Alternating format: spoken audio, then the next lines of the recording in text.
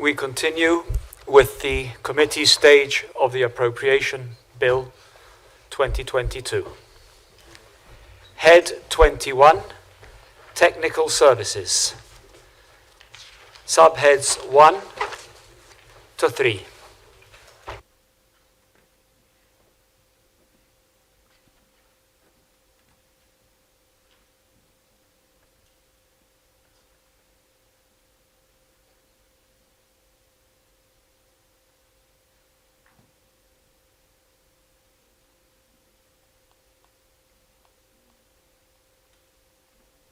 Mr. Chairman, just in relation to two other charges, 6 rent and service charges of 81,000, that seems to have creeped up reasonably significantly, and wonder whether the Minister might be able to explain that.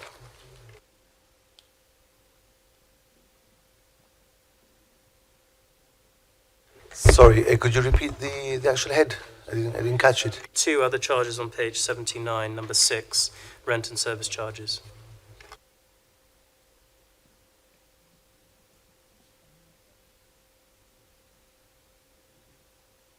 Mr. Chairman, that is the rent for the offices that I presently use at Europort.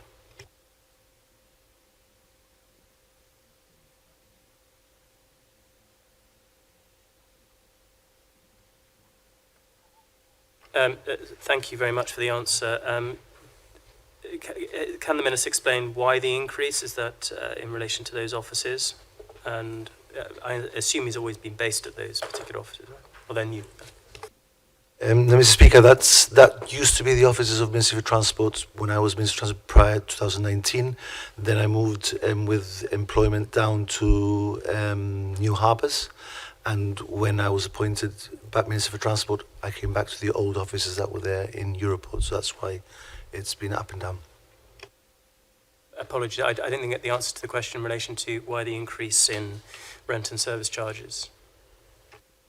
Because that office wasn't in use, and when I wasn't using those offices when I was Minister for Employment. I was using the offices down at New Harbours.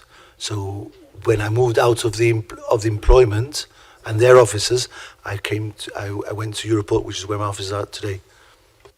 So in essence, it's a new rental arrangement with the landlord.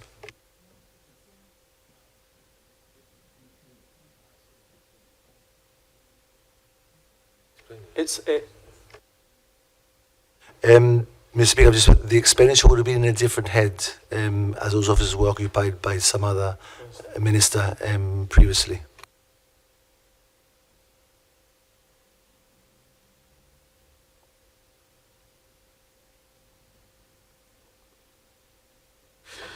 Head 21, Technical Services, subheads 1 to 3 stand part of the bill.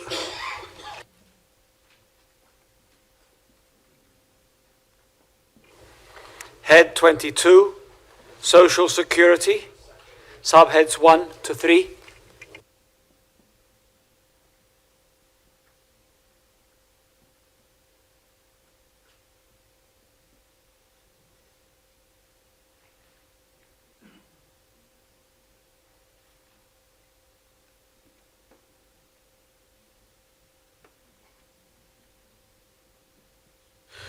Head 22, Social Security, subheads 1 to 3 stand part of the bill. Mr. Speaker, as you're going through the next few sections in that one, can I just remind the House that unfortunately Sir Joe is not able to join us this afternoon for the committee stage. I know that he will be watching assiduously, and these are the heads that are his ministerial responsibility, so we shall do our best to assist the House in his absence.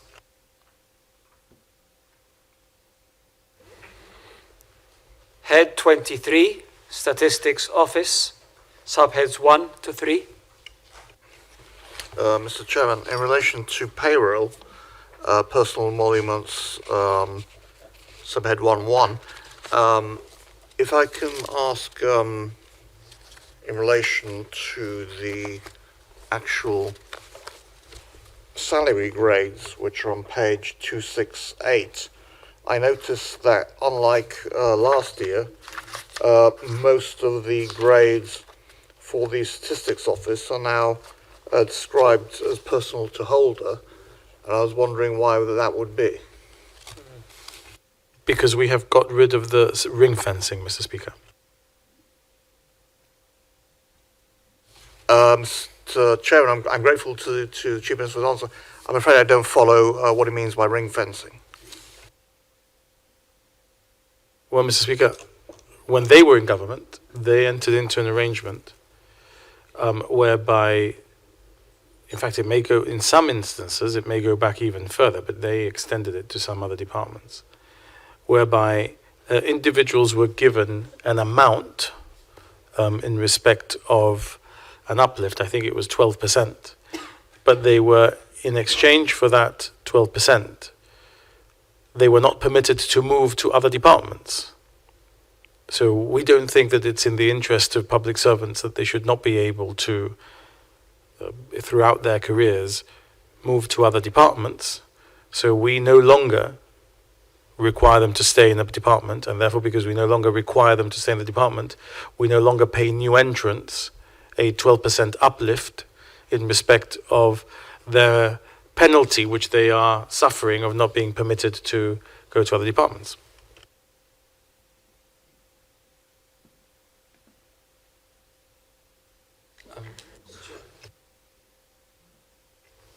Mr. Chairman, can I ask on item 9, on the census, I mean, this was, the estimate was 176 last year, same this year.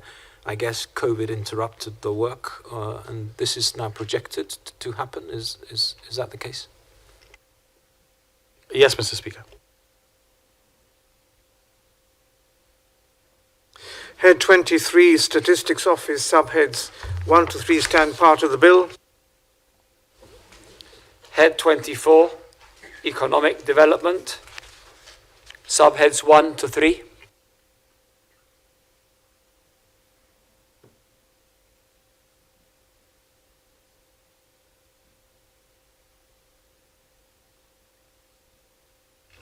Head 24, Economic Development, subheads 1 to 3 stand part of the bill.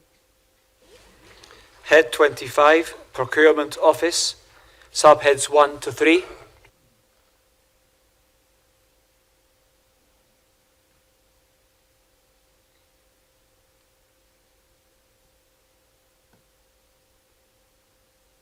Head 25, Procurement Office, subheads 1 to 3 stand part of the bill. Head 26, Justice, subheads 1 to 3.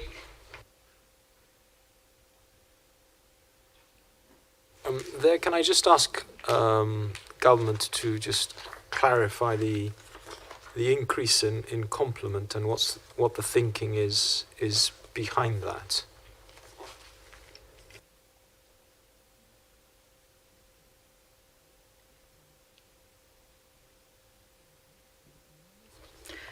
Mr. Chairman, there is no increase in the complement.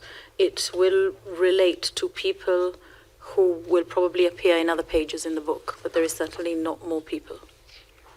And this will be as a result of the reshuffle since the last book.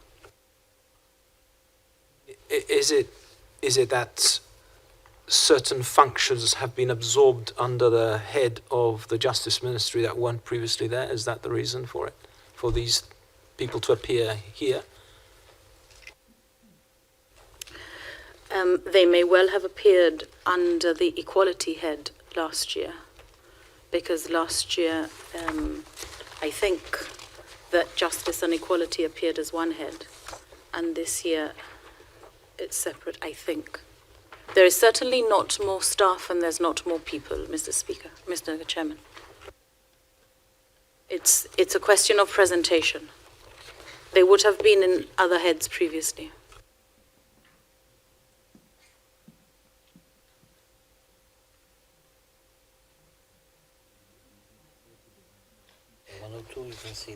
Mr. Chairman, when we look at Head 30, Equality, the Honourable Member will see that it goes in Head 30, page 102. The Honourable Gentleman will see a decrease by 4 there. So it's an adjustment, but it is most certainly neutral.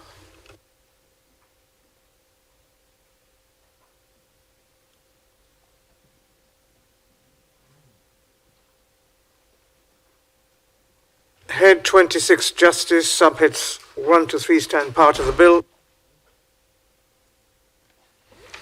Head 27, Gibraltar Law Courts, subheads 1 to 3.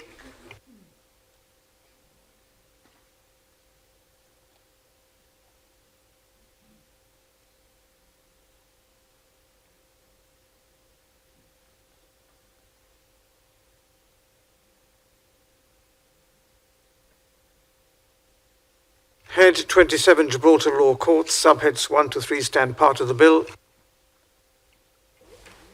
Head 28, Policing, subheads 1 to 3.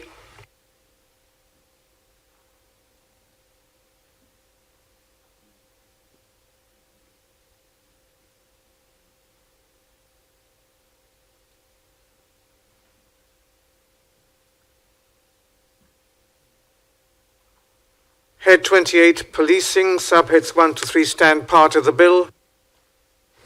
Head 29, Prison, subheads 1 to 3.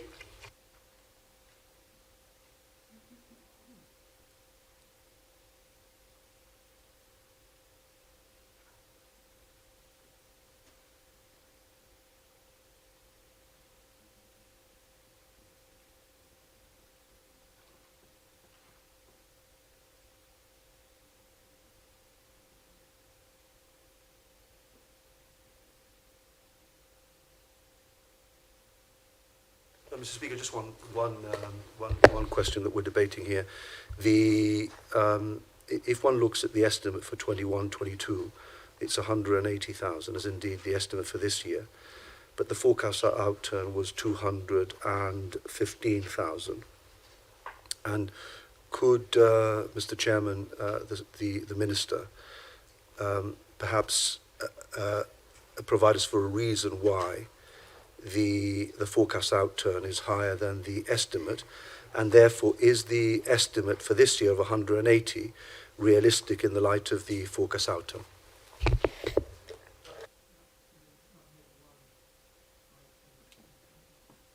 Payroll, I beg your pardon. It's the manning level and maintenance.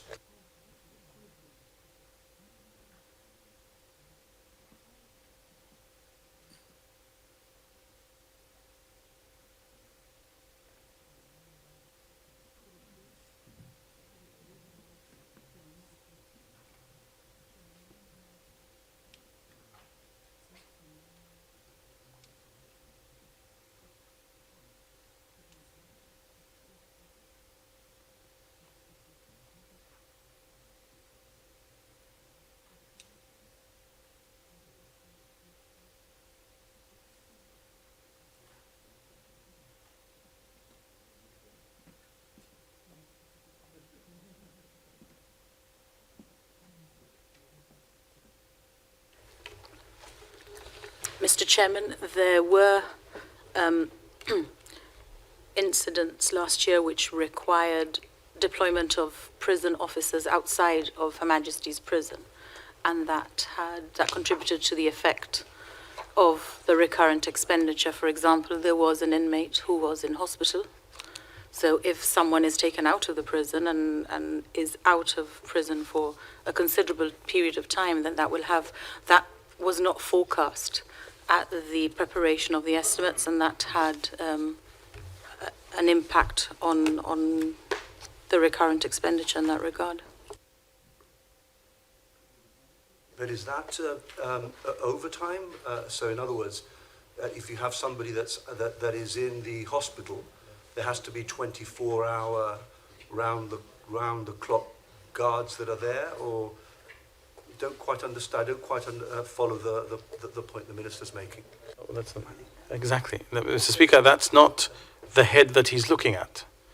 If you were looking at the individual having 24-hour security outside of the prison, then that wouldn't be manning level maintenance.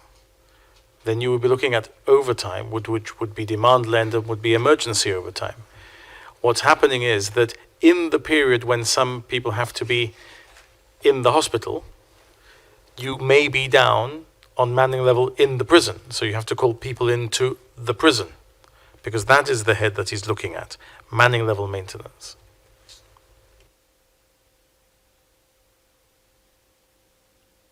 Mr. Chairman, if I can add to that as well, in relation to retaining the manning level in prison, last year had the cost of COVID factored in.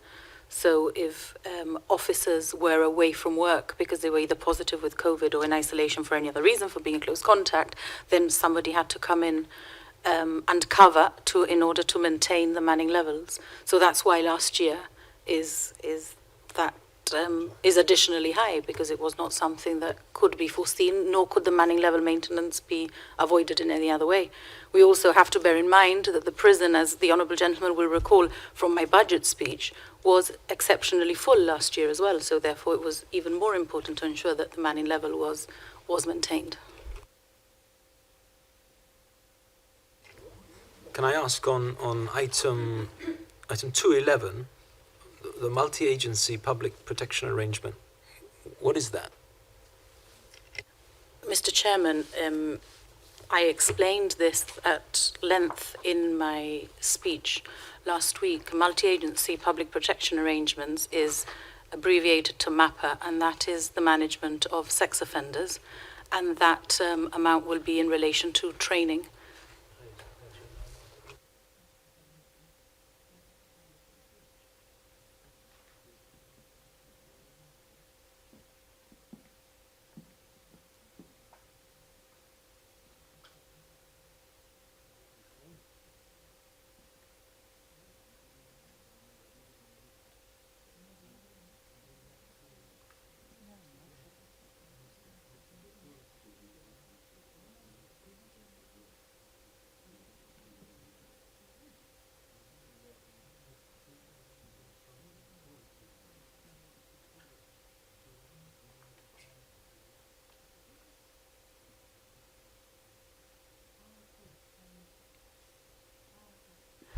Mr. Chairman, the Honourable Gentleman has referred to MAPA in 211, but that's actually head 30, and I thought that we would... Sort of jumped the gun here.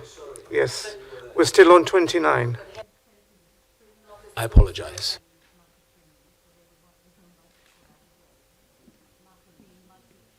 MAPA being multi-agency appears in various of the heads.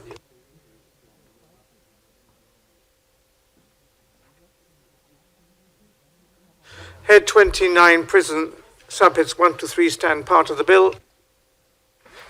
Head 30, equality, subheads 1 to 3. So on 211, the answer you gave me on when you mentioned about the management of the sex offenders, that this applies to this as well. Is that right? Okay.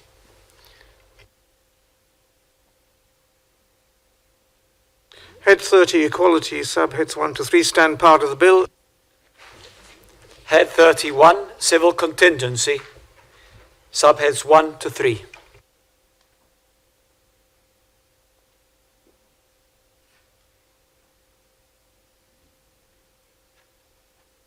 Head 31, civil contingency, subheads 1 to 3 stand part of the bill. Head 32, Gibraltar Regulatory Authority, subheads 1 and 2.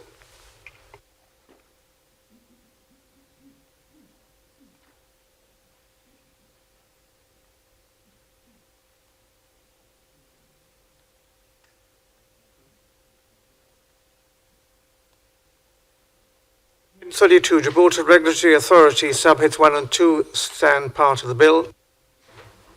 Head 33, Town Planning and Building Control, subheads 1 to 3.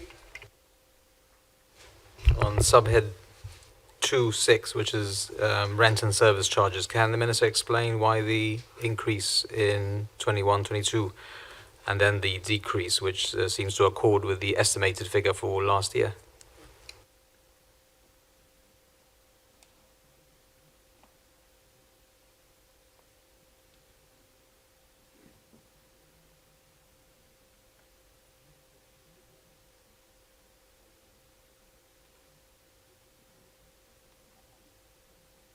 Who is dealing with town planning?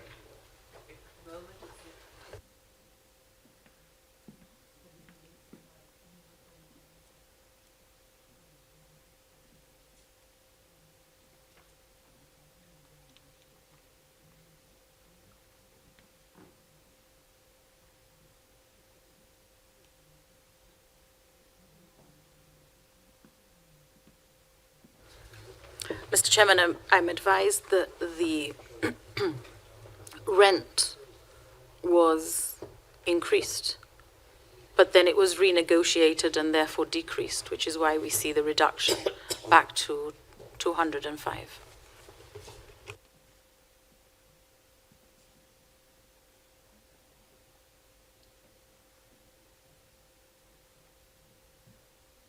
And I'm sure for completely different reasons, but we see a similar sort of increase and then a back to normal, it seems, decrease in the same subhead, but 13, which is an employment matter, clearly, but because it's a contribution to the GDC. If she can explain why that is the case.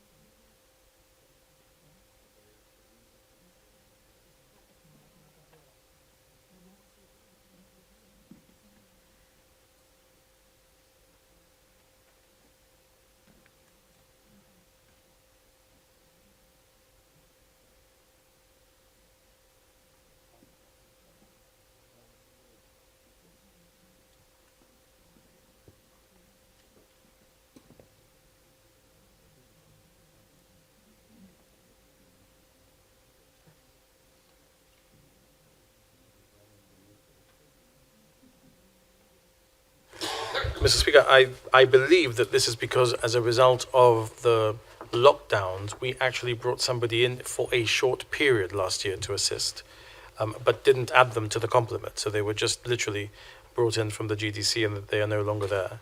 But I am talking from memory because as that person would have come in and out in the previous financial year, I don't have the details here for the spend for this financial year.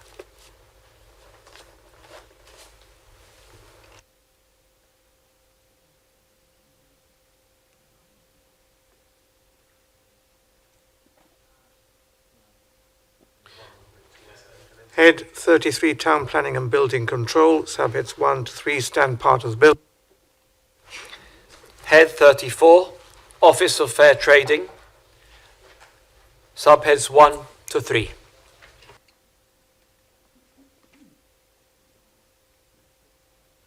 Head 34, Office of Fair Trading, subheads 1 to 3, stand part of the bill. Head 35, Fire and Rescue Service, subheads 1 to 3.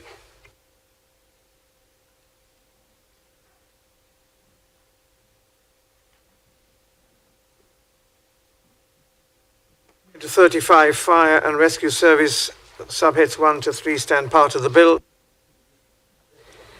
Head 36, Airport, Fire and Rescue Service, subheads 1 and 2.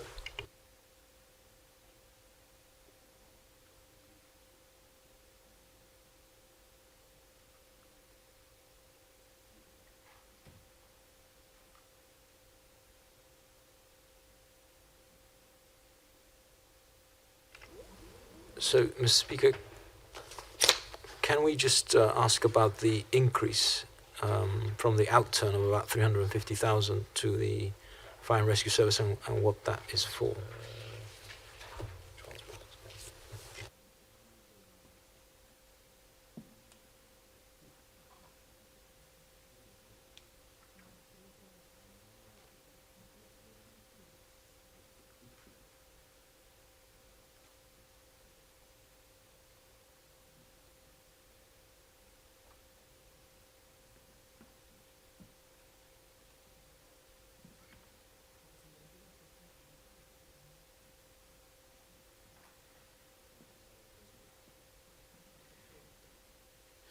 Mr. Speaker, this is a settlement of an outstanding part of the contract entered into with, or the arrangements, it's not a contract, entered into with the MOD, which when it was resolved, left outstanding the issue of migration of some pensions, because there was a migration in effect of people from the MOD pension scheme, of those who were going to continue, and there had to be an adjustment made, and it's taken us some time to negotiate, but that is the effect of it going forward. Sorry, it's the effect of it going forward, so it's not a one-off, it's a sort of going forward cost. No, it continues.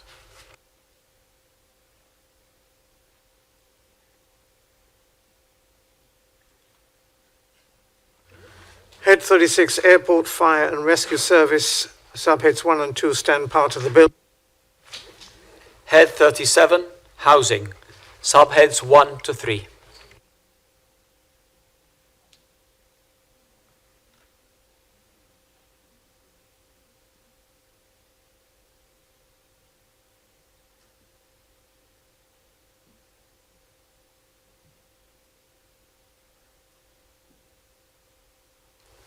This is a very broad question, maybe challenging to answer, but there's an overall increase in the salaries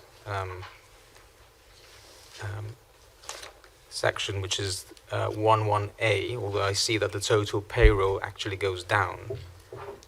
But I'm not so sure why there is an increase at the top of the tree there, from 574 to 610, and yet the overall summary complement in the department goes down by 5 from 29 to 24.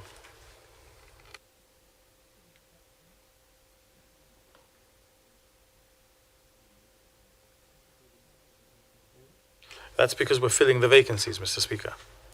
So what will happen is that therefore people will qualify for the higher salaries, and therefore the cost of the complement, the full complement, is the 610.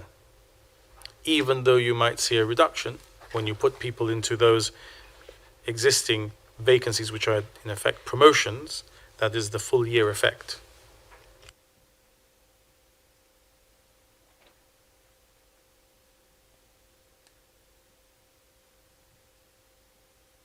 Head 37, Housing, subheads 1 to 3 stand part of the bill. Head 38, Employment, subheads 1 to 3.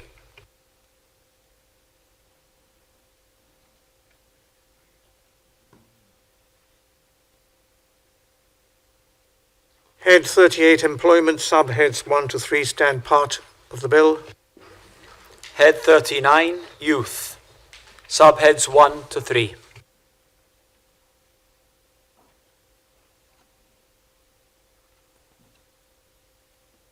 Head 39, Youth, subheads 1 to 3 stand part of the bill. Head 40, Sport and Leisure, subheads 1 to 3.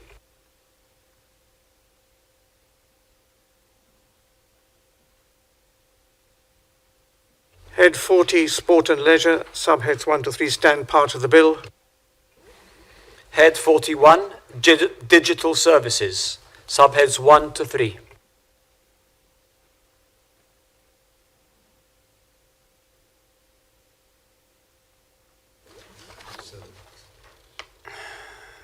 Can I just ask, firstly, on the salaries at personal emoluments at payroll 1A. So an explanation of that increase, given the overall establishment seems to be lower.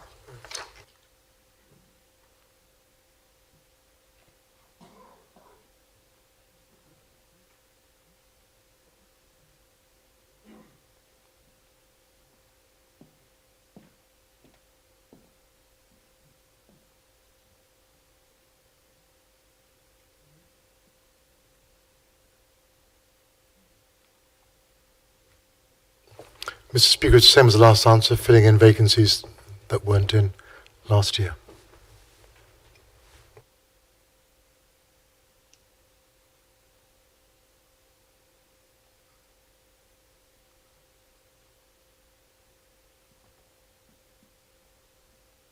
I mean, does the Minister know how many vacancies have been filled for that sort of difference?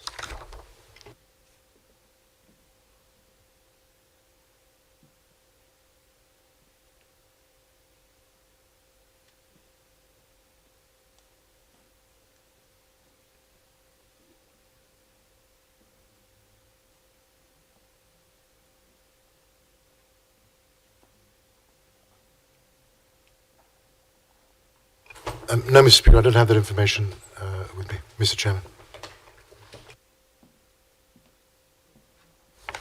Can I then ask about item 2.7, consultancy services, and what is envisaged? What's the scope of that? For what purpose? And so on.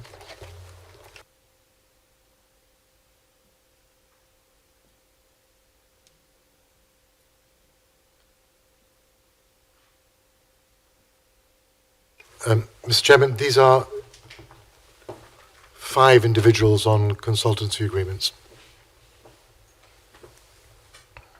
So 5 separate consultancy agreements for individuals, in individual names, not companies. And I assume, am I right to assume that these are all entered into during the course of the last year, and therefore accounts for the increase in the forecast outturn, and also the 224 would be the full year effect. Is that right? Yes, that's right. And what's the scope of the services these individuals are providing the ministry? The scope is varied. Some of these individuals are working with contractors who we then reached agreement with to have consultancy arrangements with them directly, which is far cheaper. Hence a switch over from former contractors, some of them, not all of them, to directly consulting with them at a reduced cost, a significantly reduced cost. Yes, but I'm trying to understand what they're actually doing for the ministry. What kind of services are they providing? Mr. Chairman, it varies across the scope of digital services, from software developers to...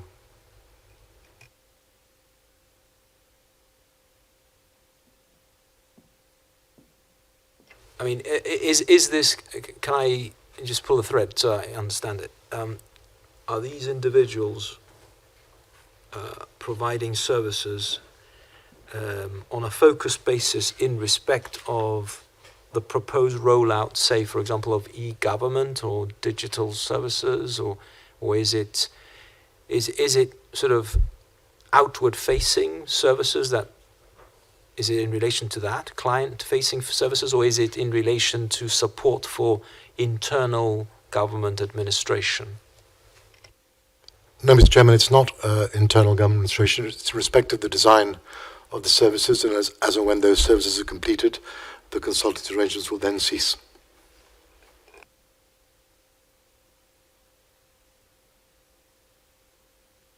Sorry, Mr. Chairman, just one additional on that point. These consultants, are they located in Gibraltar or could they be elsewhere? I think they're all located in Gibraltar. They could be elsewhere, but I don't think they are. Head 41 Digital Services, subheads 1 to 3 stand part of the bill. Head 42, Information Technology and Logistics Department, subheads 1 to 3.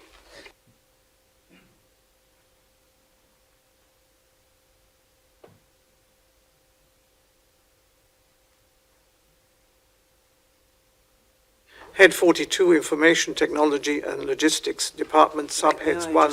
May I just ask one Of course. question? What is the difference in consultancy services that appear under this head and the consultancy services that appeared in the head that we were just discussing a few moments ago?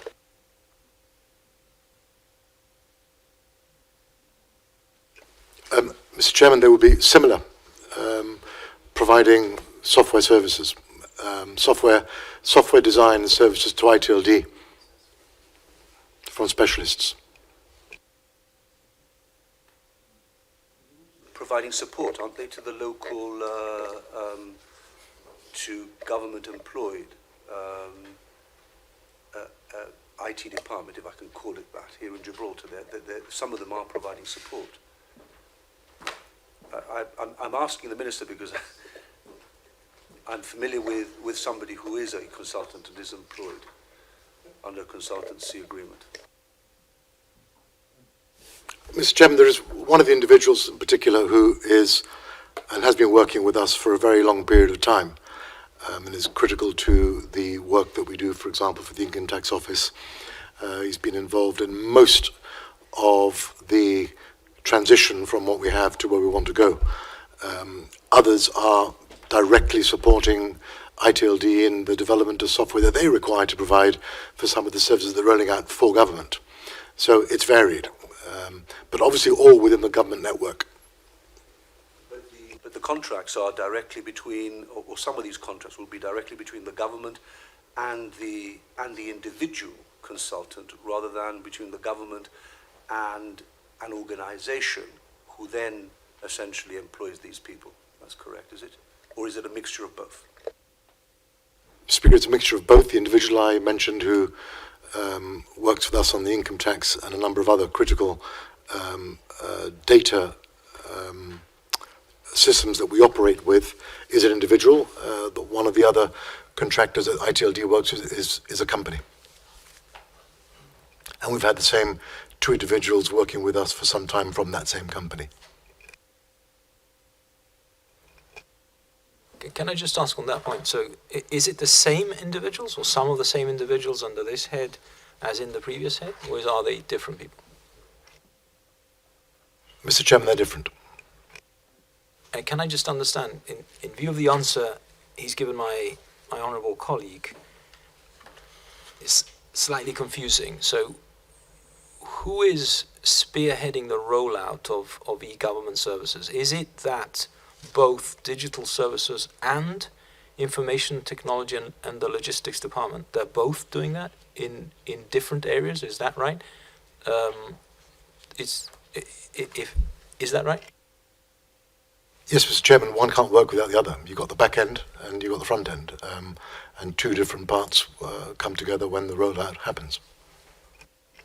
I mean, I understand that, but in terms of the overall sort of rollout, does the government not think it should perhaps be in some way merged in the planning and then rollout? Perhaps let me explain my question. I'm just not understanding why there are two different departments planning e-government, both of whom also have consultants engaged to do that. So why isn't there one department driving all this? I think if I talk about the gentleman who's helping us with the tax office, he's been working with us for many years, long before the government project ever happened within ITLD, and he is critical to the transition because he is the individual that knows how to write what requires to be written to create the API to link the two services together. So there are two separate and distinct functions that each one of those two teams is dealing with. As you know, ITLD is responsible for the entire government network, for the network itself, for its maintenance, for our entire email system. Without that backbone and the spine, whatever you put on the front can't work. So they're very different, but they're interconnected. To help me understand, ITLD is, as you say, running the backbone, if I can use that analogy, and making sure the sort of government system works. So to that extent, I can understand their involvement in the planning of e-government. Would it be right for me to think that then digital services is the more client-facing, consumer-led role, and that's what they do, and it's the interface between those two departments that then allows the rollout of e-government? Is that what the minister's saying? I still, if he's not saying that, I'm not understanding why there needs to be two departments. I'm just not understanding it. Mr. Speaker, there is a design and build of e-services. That's what digital services does. The design and the build of the e-services. So you're working out what each department requires. You've got analysts going in to see what each department requires, how that can best be delivered, and then you design it, and then you build it with the relevant department. Once you get through that process, you then plug into the back end. There could already be databases which we have in other parts of the government which we want to create an API to link it up, so that we link up the old and the new. You have to censor the data that you've got to make sure it's consistent, and then you put them together and they roll out. So both parts are critical to the development of what we're doing, but they're totally different to each other. Yes, but what I don't, I understand all that, but what I don't understand is if this particular company has a contract with the government in order to undertake these services, why is the government paying extra in order to employ extra consultants? I thought that these consultants might have been people that the government is employing in order to help them implement whatever strategy that the company that the honourable gentleman has mentioned actually essentially provides for the government. So in other words, it's extra manpower by way of consultancy for the government itself, rather than essentially people under the umbrella of the company, which seems logical to me, would have been included within the original contract that they have with the government. Mr. Chairman, in respect of the contract that the providers are servicing ITLD with, that is a far shorter term, and that's in the process of being terminated. The job is done, and now they're being terminated. The other consultancy individuals, like the one that's helping us with the tax and the building of the API, will continue. So some have got a job to do, they do it, and then they move on. That's the reason why they are in the way that they are.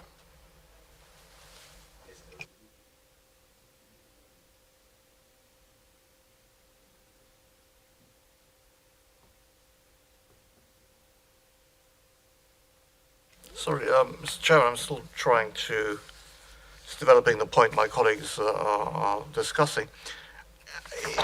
ITLD seems to have in their establishment a large number of technical people. But if you look at the establishment for digital services, you've got a lot of administration officers. I mean, what kind of project development can these people do? What skills do they bring? I've just referred to the business analysts who go into each of the departments to understand exactly what each department does, what their forms look like, because what we're doing is transitioning from paper to digital. If you don't understand in some detail what that is and engage with the departments to a huge degree, you can't begin to build what they're going to need on a digital format for it to work. So the administrative officers are actually business analysts.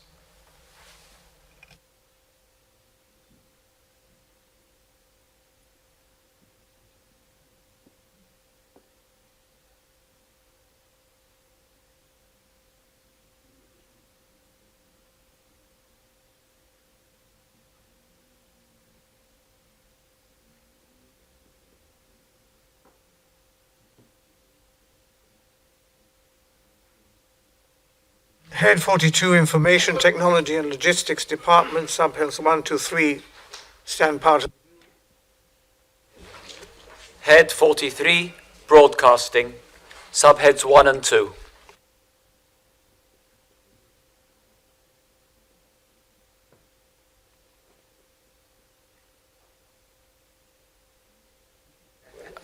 Mr. Chairman, the increase in the contribution to the to GBC of 250,000. What's the scope of that? What's the intention there?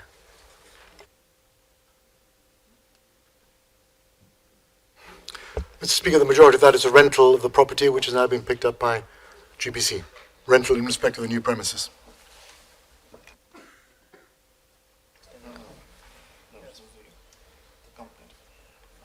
Thank you for that. The majority of the increase is the rental. Is that what he said? So what is the rental for the new premises?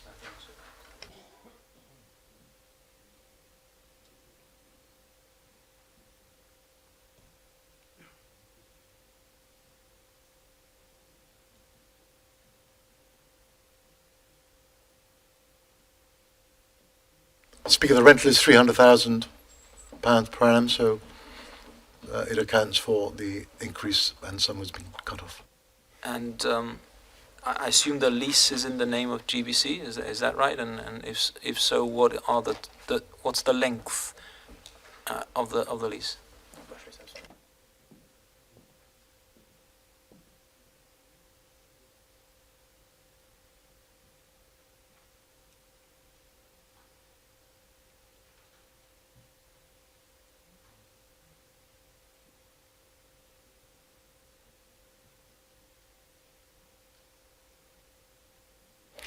Mr. Chairman, the lease will be in the name of GBC. It hasn't yet been completed.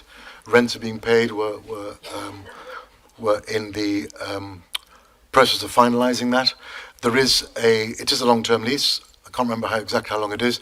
There is an option to purchase from the developers at the end of a period of time, during which the rents paid to date would be set off against the price. So that could be looked at in the coming period. Sorry, and the lease would be, the intended lease is with the developer, is that right? The developer entity is, do we know who that is? The developer entity is the entity to which they gave, or to whom they gave the tender for the site, which was Sharik Shand. The lease has been negotiated for Sharik Shand by Tristan Yetonish.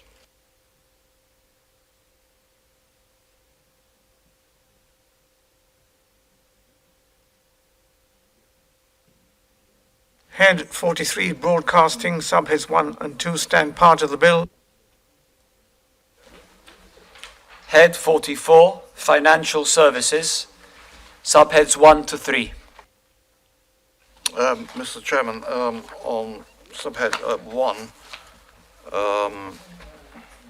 1, item F, as reference to central register, and in the establishment numbers on page 132, there was one HEO there, and there's obviously no real expense in the outturn. I was wondering what the central register refers to and what is the alternative provision for it.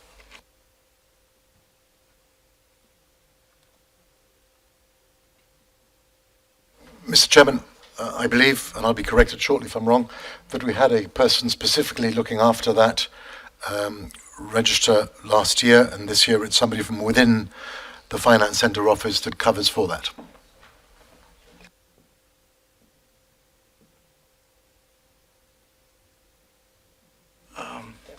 Mr. Chairman, just to be absolutely clear, the register that we're talking about is the register of beneficial owners?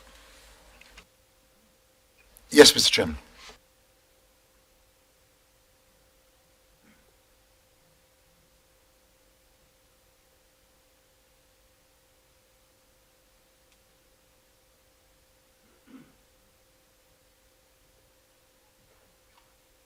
Head 44, Financial Services, subheads 1 to 3, stand part of the bill.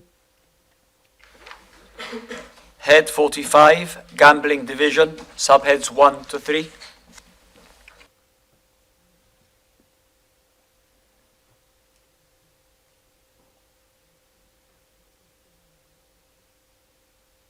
Head 45, Gambling Division, subheads 1 to 3 stand part of the bill.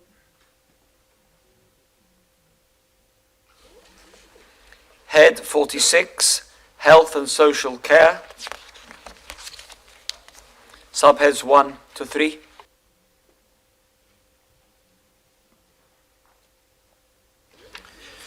Mr. Chairman, just in relation to Appendix F on page 224 to 225, just insofar as relief cover, whether the Minister could explain the estimate of 1 million.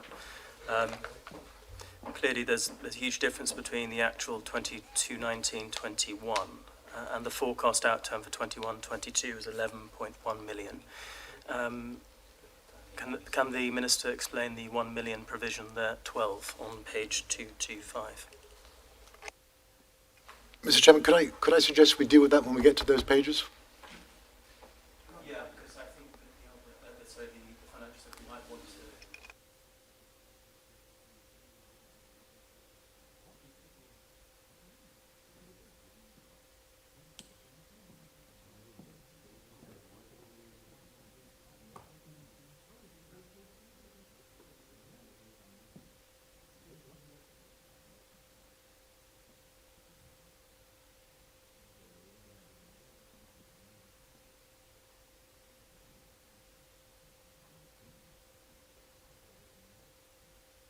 Head 46, Health and Social Care, subheads 1 to 3 stand part of the bill.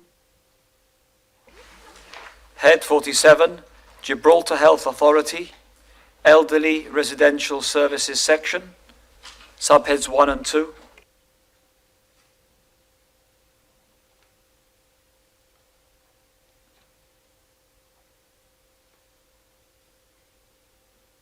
The same point arises here, Yes. Mr. Chairman, that we may have questions, but it's on the green pages, so when we get there.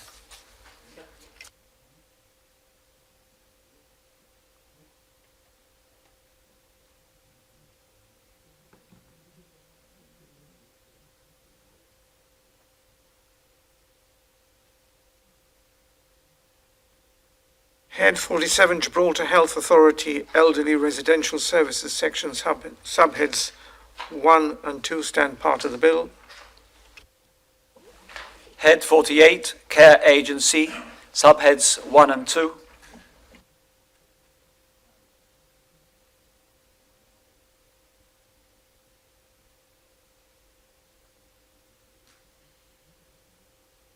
Head 48, Care Agency, subheads 1 and 2 stand part of the bill.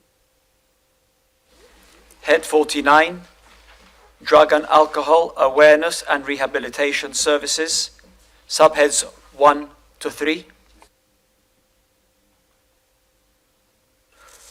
Mr. Chairman, on subhead 218, there's £10,000 set aside under the heading of Youth Service.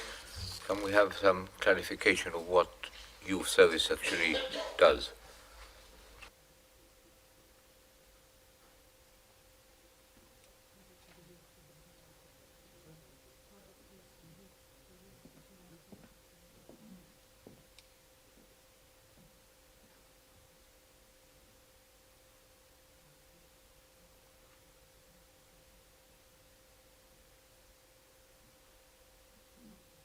Mr. Chairman, they relate to programs, drugs related for under 17s to create more awareness and support for young under 17-year-olds.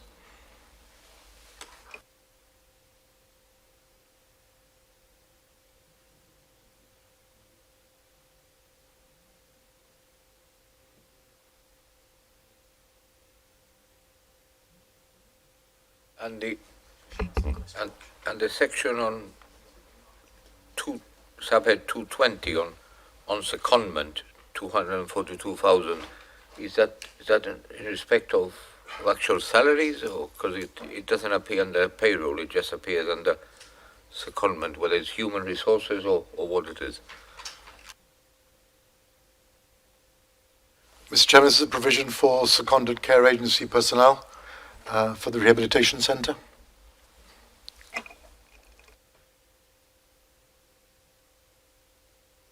Bruce's Farm.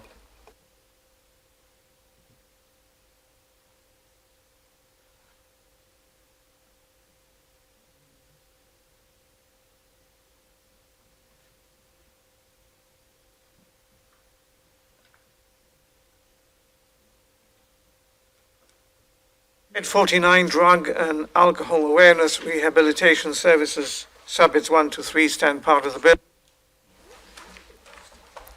Head 50, Utilities, subhead 1 and 2.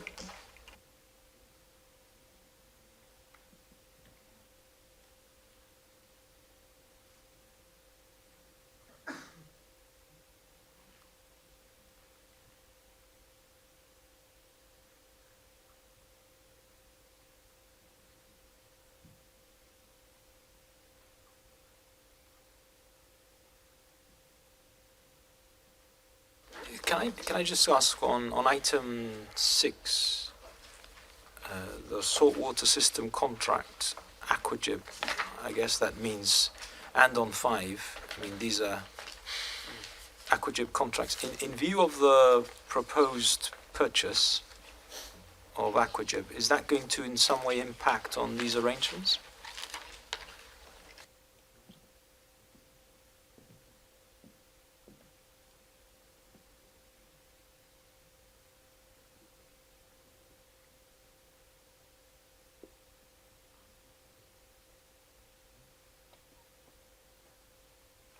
Mr. Chairman, no, that would continue.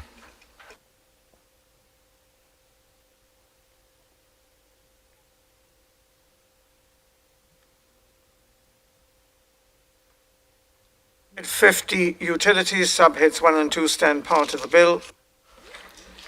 Head 51, Business, subheads 1 to 3.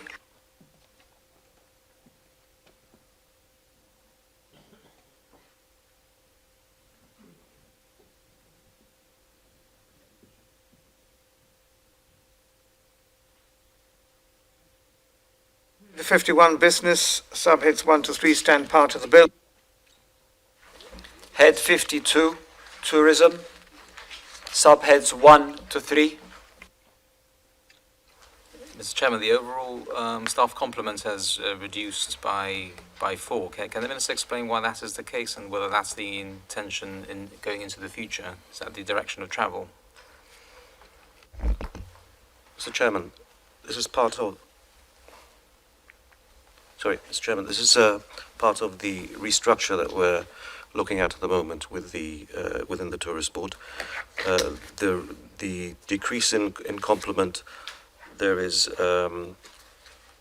some people who have retired, and some that we took the decision that they were surplus to requirements within the Tourist Board, and that they would be better off in another government department.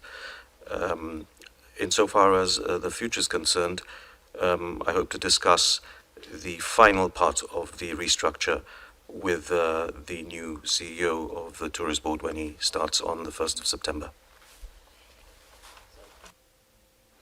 And in relation to that particular individual, is he within the 14 under the GDC staff? Is the CEO of the GTV one of the 14 in number, which the Honourable Minister has envisaged will continue to be employed under 4, which is the GDC staff?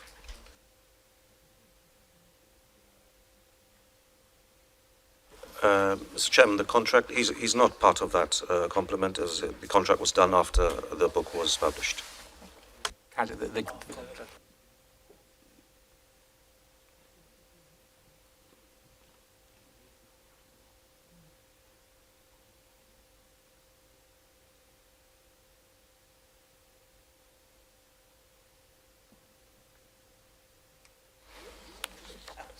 Mr. Chairman, I note in terms of the estimate for next year that, in fact, total tourism costs are expected to go up by £271,000.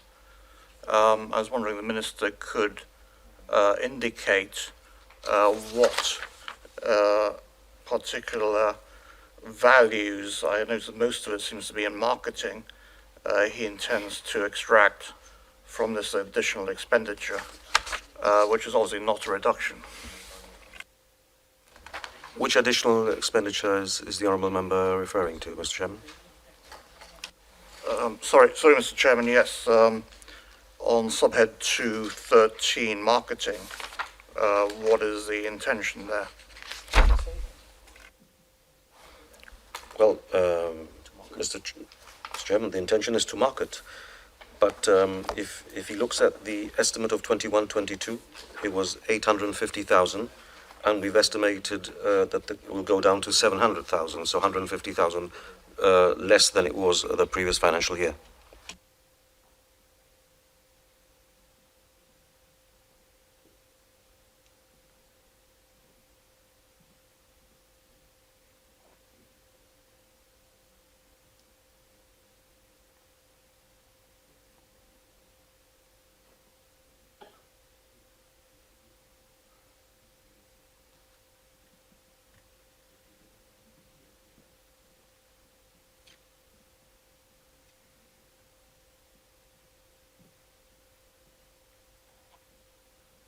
'52 Tourism, subheads 1 to 3 stand part of the bill.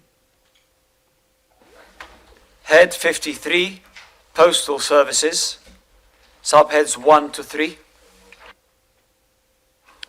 Mr. Chairman, in relation to subhead 1.1, personal emoluments, there's quite a large increase in salaries, and I do note on page 156 on the establishment side, it's going up from 58 to 79, of which I notice 22 seem to be in respect of messengers. I'm just wondering why the post office now needs 22 messengers, and is the increase of salary entirely due to that?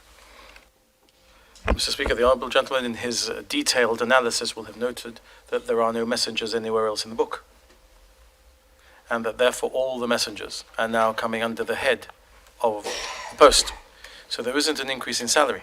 There is just a centralisation of all the messengers in the government in one place.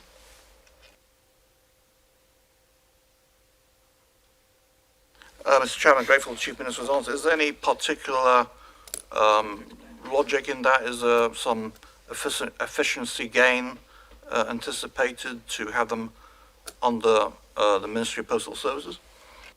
Yes, Mr. Speaker, or Mr. Chairman rather, because messengers in the government deliver letters, and that's what a postal service is, the delivery of letters. And so it was felt that it was a better and more efficient way to record the service that has been provided, even if it is being provided in departments, under the head of postal services, which is what our messengers do, although they'll continue to be deployed in the departments and they'll continue to do the excellent work that they do, but the way that we account for them will be through here.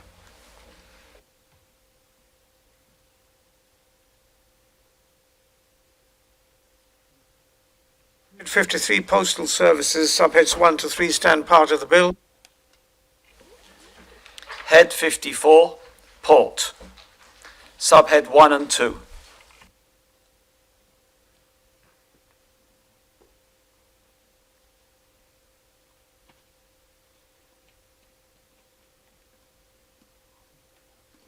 Head 54 Port, subheads 1 and 2 stand part of the bill. Head 55, Maritime Services, subheads 1 to 3.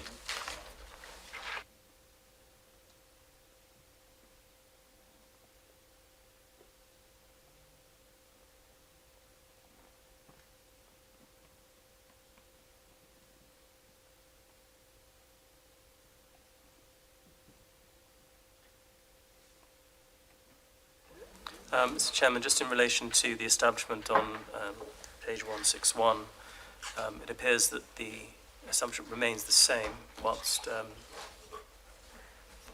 salaries appear to be lower at 687, even with this sort of forecast outturn 21-22 at 800,000, which seems to be consistent with the 2 years of 2019 and 2021. If the government could explain how they intend to make those savings there.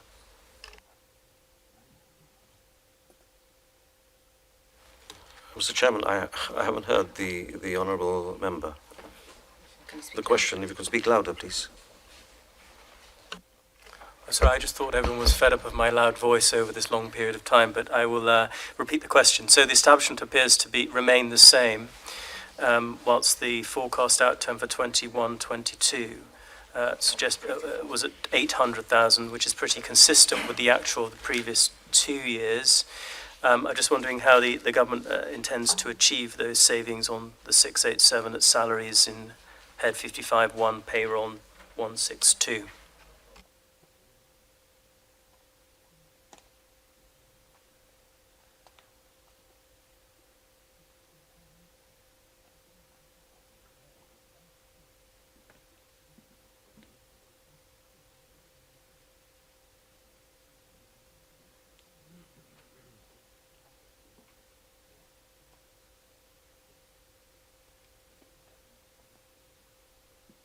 Mr. Chairman, we had 1 vacancy last year, and we've got 4 vacancies this year. Therefore, that's why the cost in general will be lower.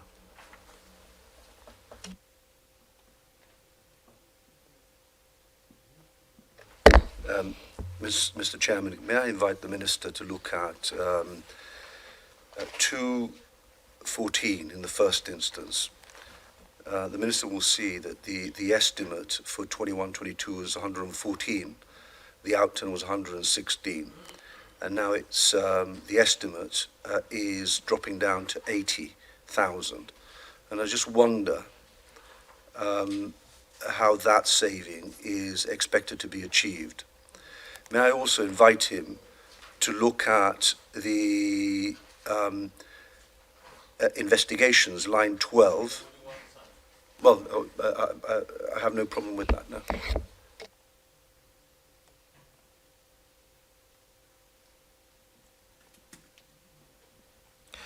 The reduction, Mr. Chairman, is due to the negotiation with the MCA.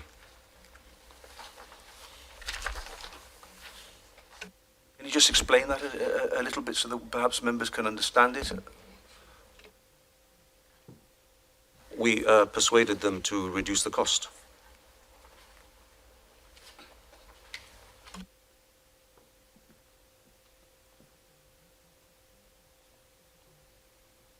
So this has been in the past a fixed cost or a percentage cost? I mean, how did the government persuade them to reduce the cost? It was a fixed cost, Mr. Chairman.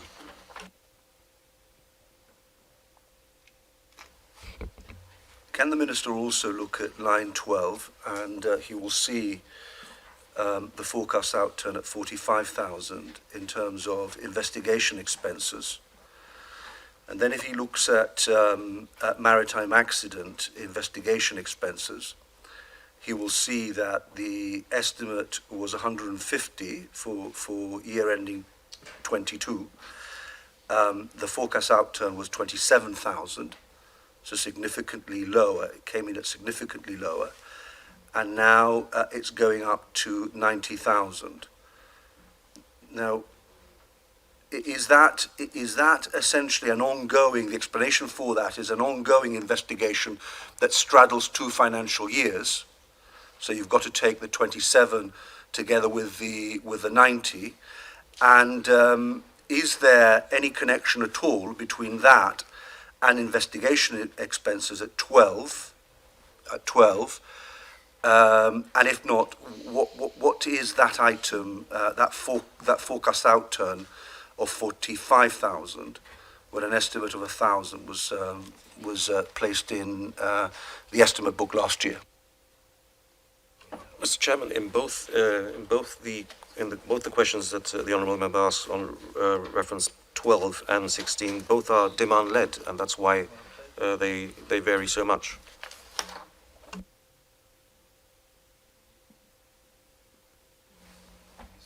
do they relate to just one case, or do they relate to more than one case?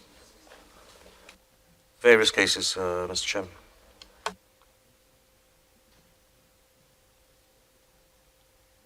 Speaker, and the honourable gentleman should be interested to know that these are the costs associated with those investigations and the maritime accident investigation expenses.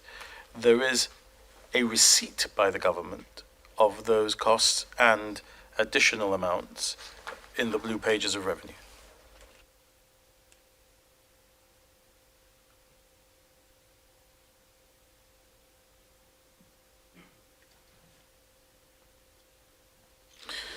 Head 55, Maritime Services, subheads 1 to 3 stand part of the bill.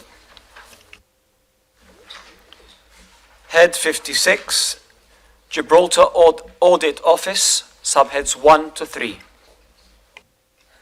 Mr. Chairman, in reference to subhead 1.1, personal emoluments, it's, I guess, possibly the same point as I raised on the Statistics Office. If we go to page 260, where you have the government's salaries, it would appear that most of the auditors are now also personal to holder. Is that the same reason as we heard earlier in respect of the Statistics Office? The same answer as I gave earlier in respect of the Statistics Office, Mr. Speaker.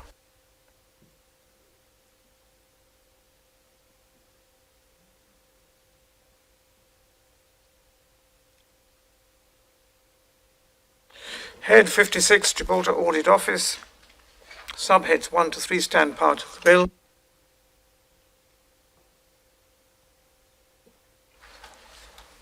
And that concludes Clause 2 of the Appropriation Bill. Clause 2 stands part of the bill.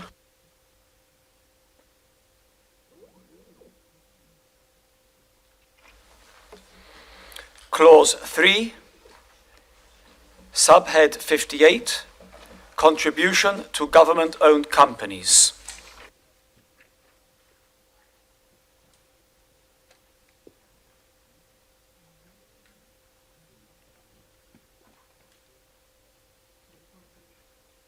One 167.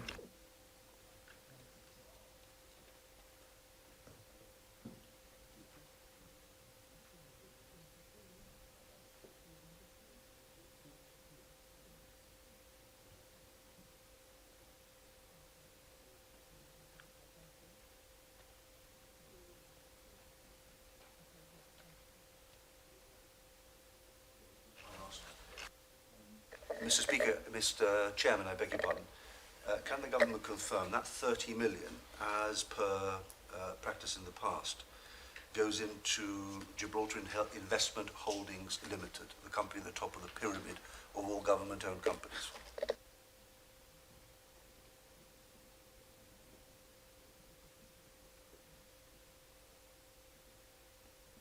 No, Mr. Speaker, it doesn't go into Gibraltar Investment Holdings. It goes into different companies which, in the judgment of the government, require the direct injection of capital. And as the honourable gentleman knows, this is a practice that we introduced when we were elected because the companies were not getting sufficient injections of capital, and therefore we were seeing companies with very large amounts of losses that were not being made good, and they were simply being written off. In particular, the trading companies. GIH is not a trading company, but you have other companies which are trading and which have losses because they don't receive income, and this is sometimes put directly into those companies and to ensure that the loss is redressed. This is the 10th year that we do this, I think, so now we've contributed £300 million to the company structure in this way. So, Mr. Chairman, would the government be able to provide a breakdown as to which companies are likely to be beneficiaries of this 30 million pounds? But certainly I recollect having asked this question in the past and being told that it all went to Gibraltar Investment Holdings. Obviously what we're hearing today is it doesn't go directly necessarily to that, at least not this year. Could you give us an indication of amounts going to which companies? Mr. Speaker, let me correct what I've said. The injection into the company structures may go through Gibraltar Investment Holdings. The the spreading of the 30 million goes into different companies. It doesn't stay in Gibraltar Investment Holdings.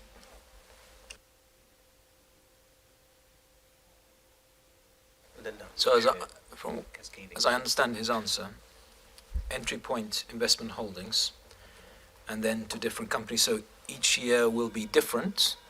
The onward transmission of funds will be different each year. Is that right? So do they have a projection of where the money is going this year? Mr. Speaker, yes, the injection is into Gibraltar Investment Holdings, and then it is distributed in keeping with the views of the directors of Gibraltar Investment Holdings, etc. But the government commitment is to provide 30 million a year to the government company structure, because it was not being provided before, and therefore the company structure was being left with losses. I understand that answer, but not really what I asked. Really, what I asked specifically was, do they have a projection of where the money is going to go this year, or is this is sort of a notional provision? They will then, as the year goes on, make a dynamic assessment of where the money is going. Is that the answer to that particular question? Yes, Mr. Speaker, that is the answer to that particular question, based on the trading needs of the companies. In other words, the companies that are trading and their income is not sufficient to cover their expenses, but they have employees, etc. And so as it's dynamic, I guess that they can't tell how they're going to use the money this year, but how did they use the 30 million last year? Mr. Speaker, that I think is information which relates to the company structure, not to the government accounts. I'm just asking. The government's indicated it sends an injection to investment holdings, and then spreads it depending on which company needs the money. I'm just asking a direct question. In the year that has just gone, how has the 30 million been used beyond investment holdings? Mr. Speaker, I'm giving him a direct answer, and I'll give it again. To pay the losses of the trading companies. So, well, I just wanted to know which companies and which companies received what monies. The trading companies, Mr. Speaker. So the bus company, for example, is a trading company. The companies that are incurring liabilities because they are paying wages, because they have employees, and they're not getting income because the bus company receives very little income from the public because it's free, and some people pay, but not a lot of people pay. And so in order to make good those losses, Mr. Speaker, where previously there was just losses under the former administration, we now provide this amount to ensure that the trading companies have their losses provided for. What I'm asking specifically, because I understand there are a number of trading companies, which of the trading companies received what money from the 30 million?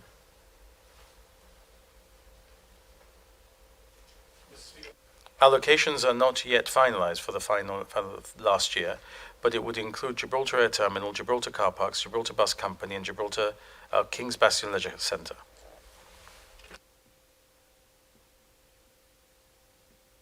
Would it also include Gibraltar Joinery and Building Services Limited?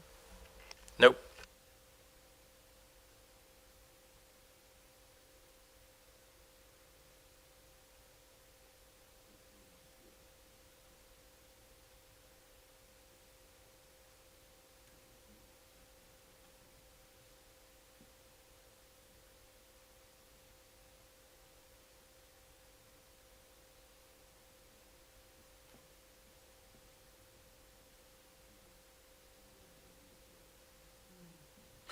Head 58, contribution to government-owned companies, subhead 1 stands part of the bill.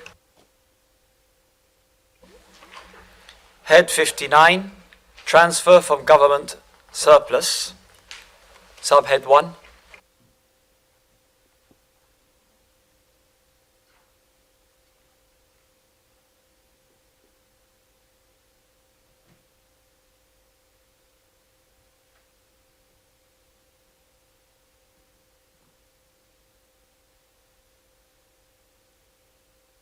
Head 59, transfer from government surplus, subhead 1 stands part of the bill. Head 60, contribution to the Improvement and Development Fund, subhead 1.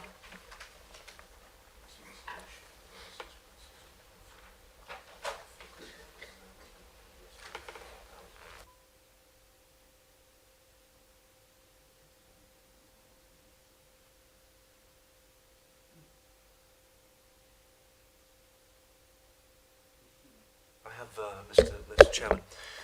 If one looks at the contributions to Improvement and Development Fund, and we see the estimate in 22, year ending 22, 16.5 million. We see the forecast out to 19.5 million. We now have an estimate for this year of the coming year of 1,000. Now, that's a notional figure, I understand, but does the government have an idea of essentially how much realistically is going to be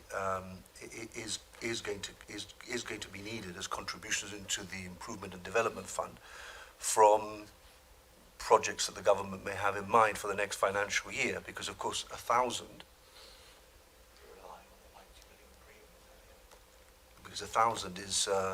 is of course unrealistic.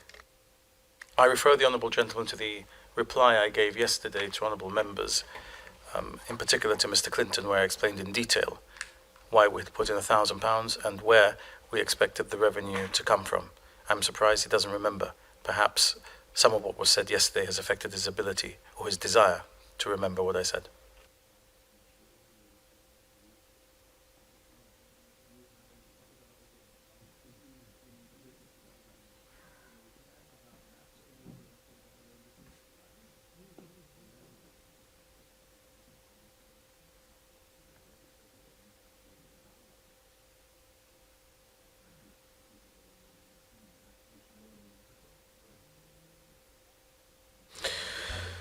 Head 60, contribution to the Improvement and Development Fund, subhead 1 stands part of the bill.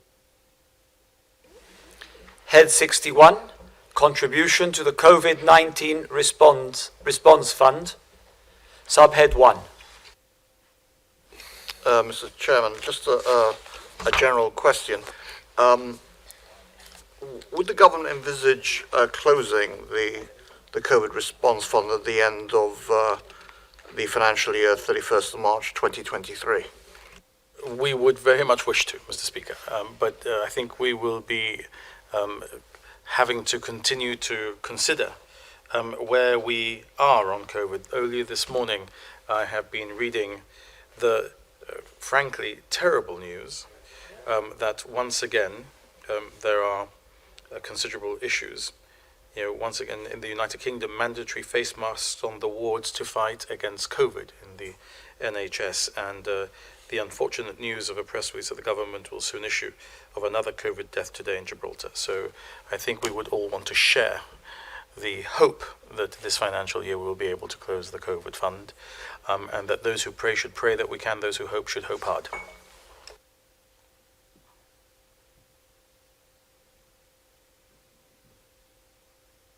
Head 61, contribution to the COVID-19 response fund, subhead 1 stands part of the bill.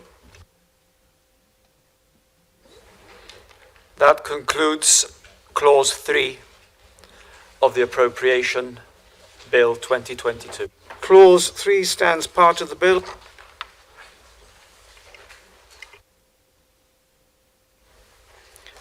Clause 4, Head 62, Exceptional Expenditure, subhead 1.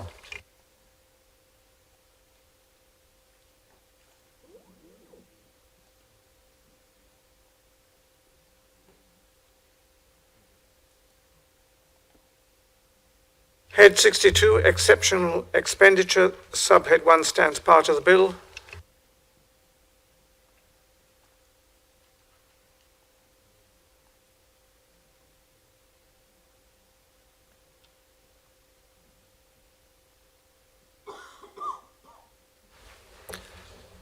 Clause 5. Clause Clause 4 stands part of the bill.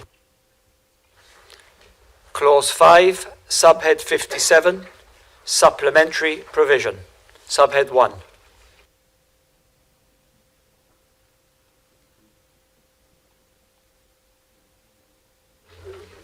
It's page 166.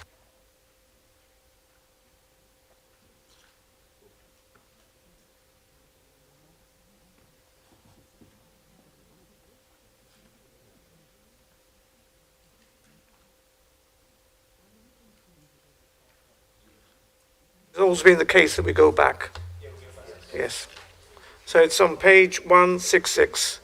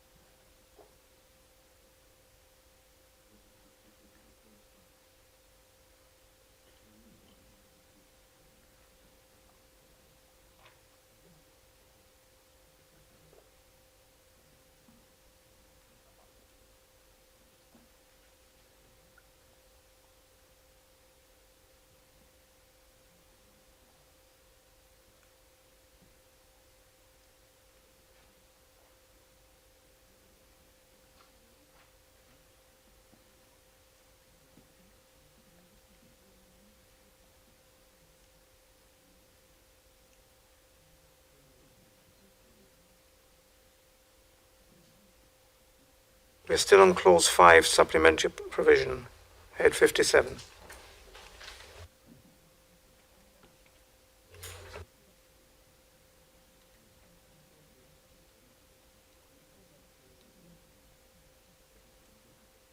Head 57, supplementary provision, subhead 1 stands part of the bill, clause 5 stands part of the bill. Improvement and Development Fund. Subhead 101, Works and Equipment. Subhead 1. This is clause 6. Clause 6.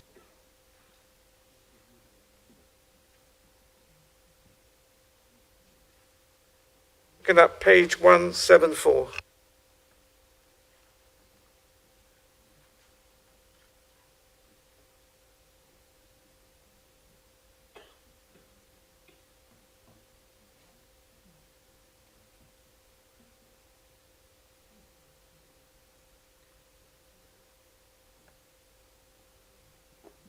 On head 101.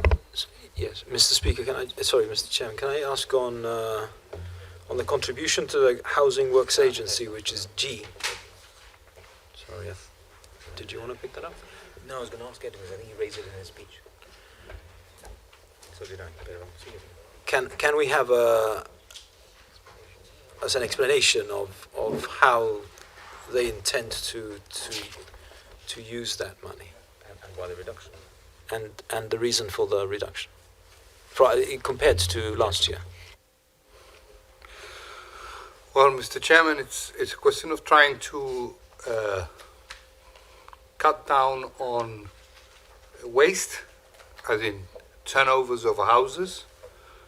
We are also offering more people so that they can get the houses earlier, that they do their own self-repair.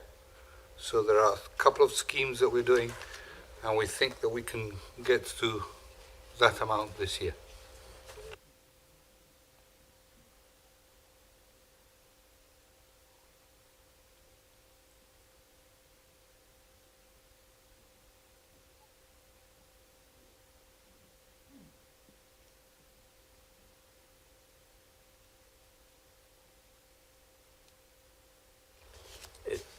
Is that a complete explanation, Mr. Chairman? I mean, it seems like a significant reduction from 4.6 million to about 2.7 million, when, as I understand it, all that's been done is encouraging people to do their own self-repair. And presumably, the quid pro quo is that the individual gets the tenancy earlier, is what I understand the ministers have said. But is that the totality of the explanation as to why the intended reduction of waste, as he put it?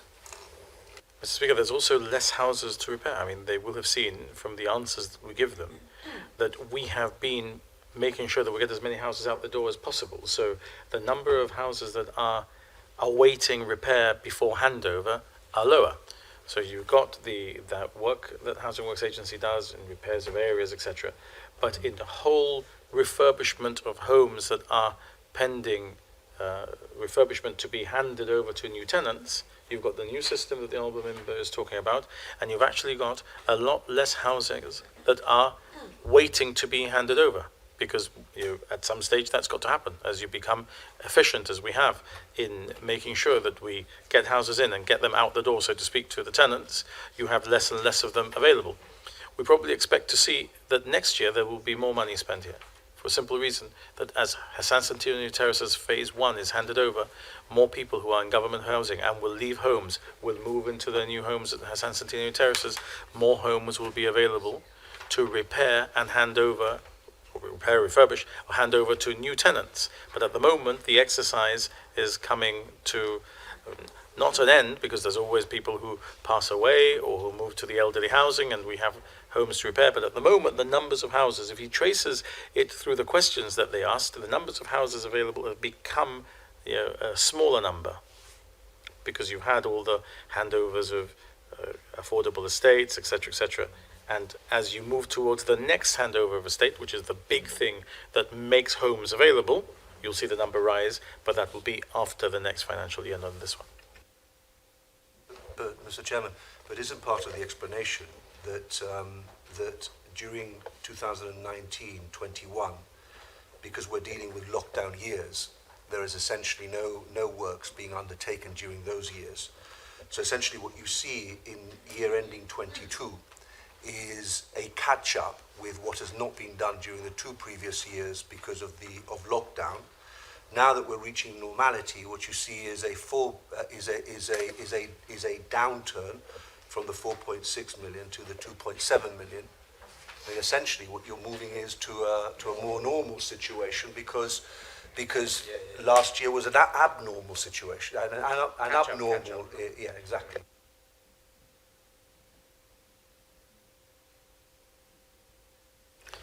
No, Mr. Speaker, attractive though it might be to simply say yes in order to move on, that is not the case, because the amount of work that could be done in the year after the lockdown year would have been the same anyway. We couldn't have done double the work. And in any event, the reason that it's zero in the earlier year is not the lockdown, because the lockdown doesn't take you to zero because you're not locked down for the whole year. It's because it was booked somewhere else and not there. This is a new subhead, and it was in fact... So I can hardly see, Mr. Speaker, what I'm being shown these days, but it's page 175, the disappearing subhead, which is at the bottom of the page, Housing, Works and Repairs. So even when it comes to conjecture that might have been helpful to the government, Mr. Speaker, I'm afraid I cannot agree with the Honourable Gentleman.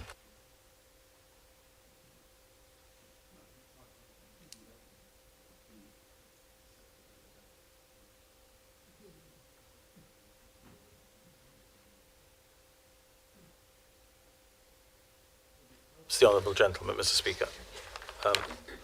The breakdown includes, starting some external refurbishment works in a number of estates, which is also covered through here. It's not just the houses, not just the individual houses. It's also the external refurbishment works for some of the estates. That's right. Yeah. Mr. Chairman, just in relation to 1N, Environment and Roads, Roman 3 and 4, I know that the Minister for Transport gave a explanation for the increase in relation to sewers and drains, but insofar as road maintenance and resurfacing, noted quite a significant increase there. Can the Minister give a bit more of an explanation in relation to that?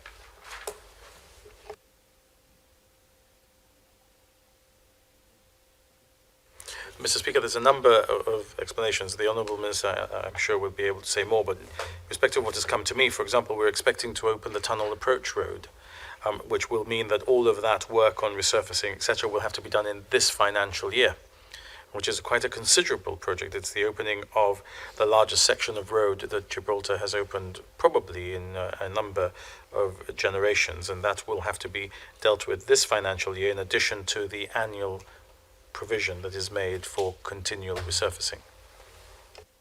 No, I just asked that question because I thought that that's already been provided for in another head, the runway tunnel. These are the approach roads I think the Chief is referring to, right? The tunnel is the tunnel, and the project for the tunnel ends at a particular point. Beyond that, you're dealing with the approach roads, which are not part of the government tunnel project.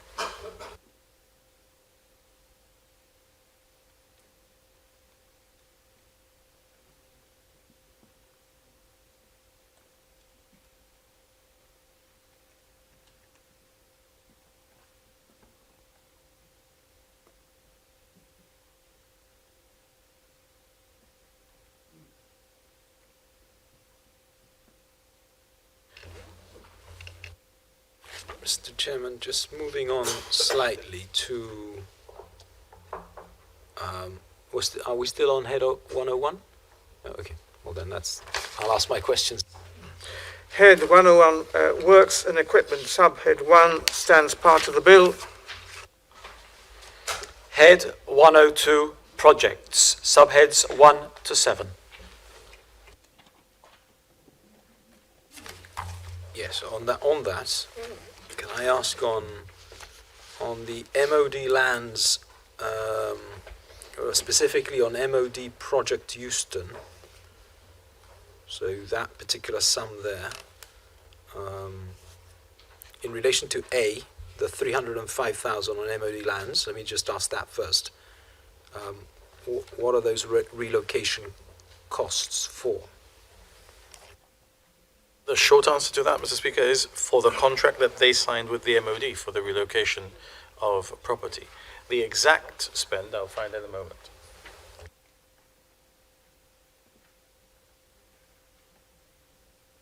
And in relation to B, which is the Project Euston requested works, can the government perhaps explain the scope of those works?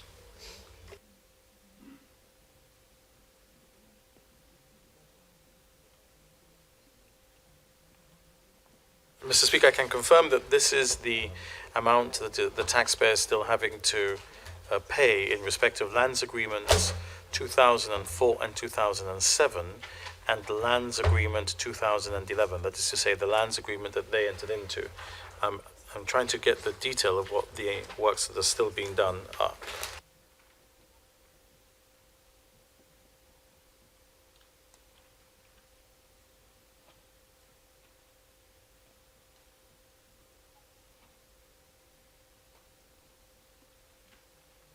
So this is which one?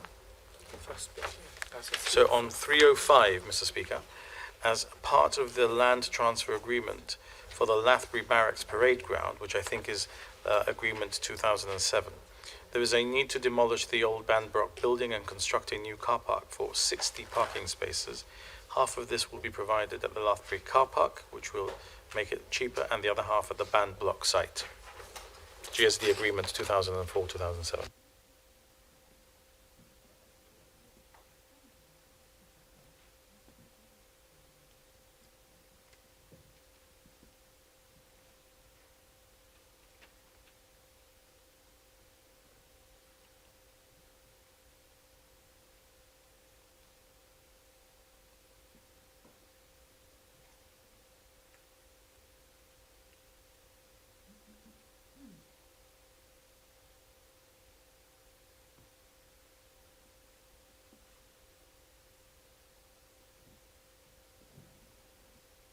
So both the other amounts, Mr. Speaker,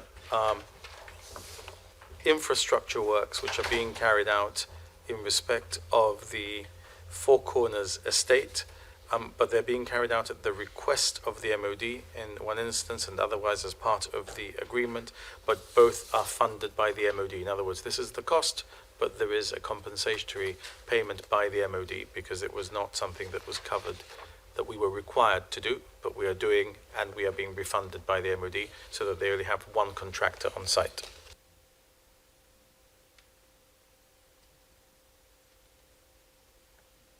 And can I ask on item 3, reclamation projects? So, what reclamations would that be in respect of?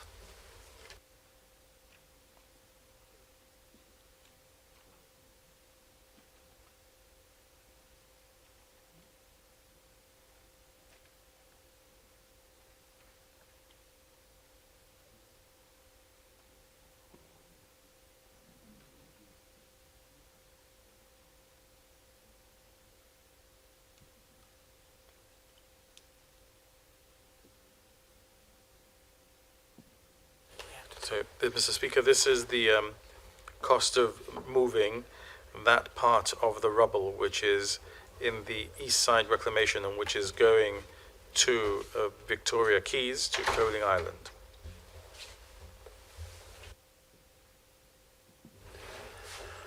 So is the entire 5 million for that purpose, or is it part of that 5 million? There's a couple of other tokens in there.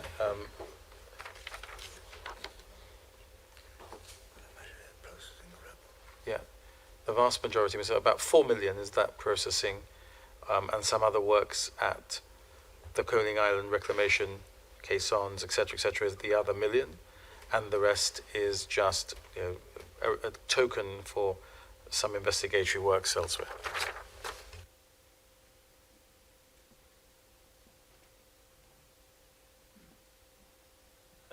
Mr. Chairman, just in relation to 102 subhead 1, roads, parking and projects, I don't want to labour the point, but if you look at A Roman 1 and 2, tunnels and roads to North Front, highways resurfacing programme, just in relation to the answer the Chief Minister gave to me in respect of the general head under 101 Roman 4N, road maintenance and resurfacing, the answer was that the increased cost there was in relation to roads that led to the tunnel, and he explained the segment of the tunnel was under particular cost. But I'm not casting aspersions, but it does seem slightly duplicitous in terms of the language of the subhead that we're looking at, insofar as roads to North Front and tunnels and highway resurfacing programme, when would appear to be provided in the answer that the Chief Minister gave. I just wondered whether he might be able to provide further information as to that, or a breakdown.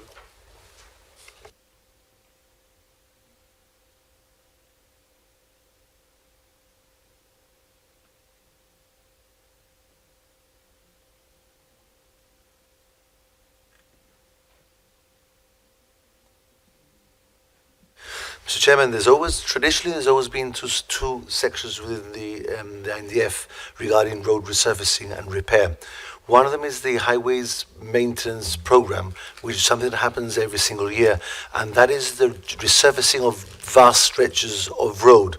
And we've seen it along Queensway, we've seen it along Roger Road. We still haven't decided and we haven't finalised what areas we're going to be doing in this year's major resurfacing works. So that accounts for one of those subsections, and the other one includes the stretches of road once tunnel is finished around the new roundabout at Devil's Tower at Easter Beach exit, and also what today is the entrance into Gibraltar, which will also be cut off because of the runway. It also includes pothole repair when it rains and we have small areas which need to be fixed, and also when an area of road, a smaller section of road is in need of repair because it's been repaired multiple times, then we may choose to do a bigger patch repair, but it's not highways resurfacing program. It's not a program in itself. It's not a whole road. It's a small section of a road because it's gone into bad state of repair because of lorries or whatever. So there's a tradition has always been those two sections: one, the resurfacing campaign, and two, the general maintenance of the roads.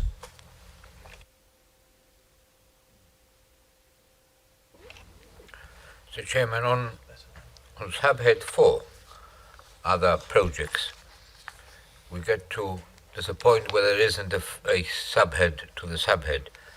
So I'm looking at page 180, and one of the items close to halfway down the page refers to boat moorings, of which there was last year an estimate of £1,000, but there was no forecast outturn.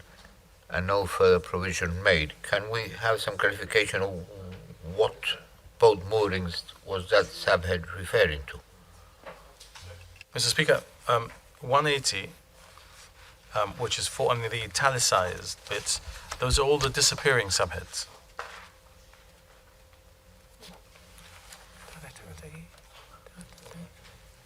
That's why there's 0 this year. But what I was asking for, Mr. Chairman, is in the previous year we had an estimate of £1,000, of which no expenditure was incurred. And my question is, what boat moorings was that heading the one being referred to? Where, there's a small boats marina and there are other places where boats, and I'm seeking clarification of, in respect of which boats would this heading have referred to?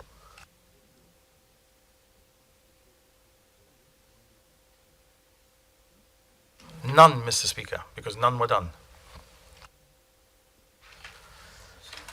And then Mr. Chairman, I cannot find here, but is there a provision under any of these projects for the commitment that apparently government has given to those individuals who moor the boats at what is commonly known as the old Shepherd's Marina? Is there any provision made for the expenditure in respect of that project? Mr. Speaker, the old Shepherd's Marina became Queensway Quay. No, so became Ocean Village. Is the Honourable Gentleman referring to the Water Gardens Marina? Right, not the old Shepherd's Marina. In relation to the Water Gardens Marina, I understand that cost is being undertaken by the Port Authority. And it's. I don't think it's here, is it? Maybe in the green pages, but I don't think it's here as a government capital project.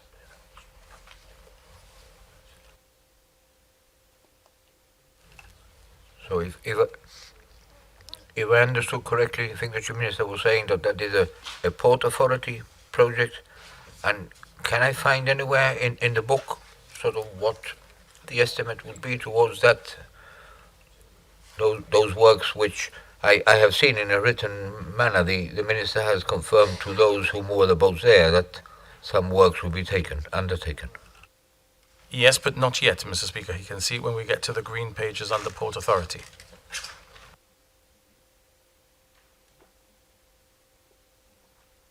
Sorry, can I just go further back, actually, to 177, and in particular, sort of subhead 4R, infrastructure provision for new developments.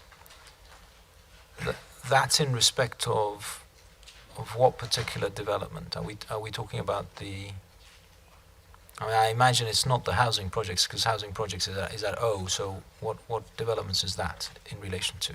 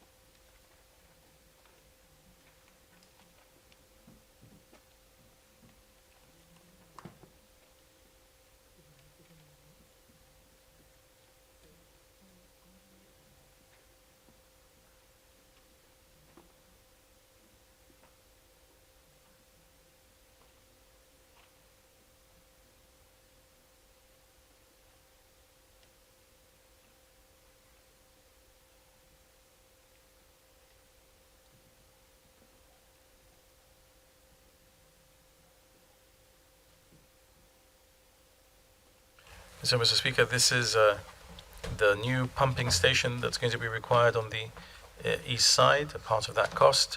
the Western Water Mains Relief Project, where the project will be completed with this year's provision, a new sewage pumping main from east side to Transport Road, South Jumpers Intermediate Sewage Pumping Station, a new sewage pumping main from the Dockyard Road to Transport Road, a service corridor from Raggett Staff to Harbour Views, Coney Island development infrastructure, and the extension of the stormwater culvert on the east side, Mr. Speaker.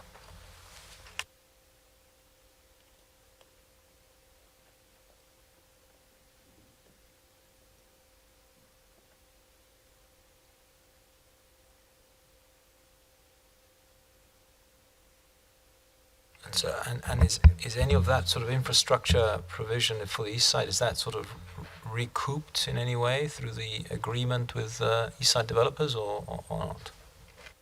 Well, when they pay us 90 million, the 200,000 that it costs will have been recovered.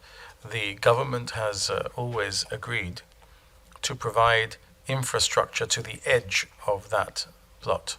And this is the government's obligation to take the infrastructure to the edge of the plot. So this is to the edge of the plot, and then in the plot itself, the sort of developer will then undertake the cost at their expense.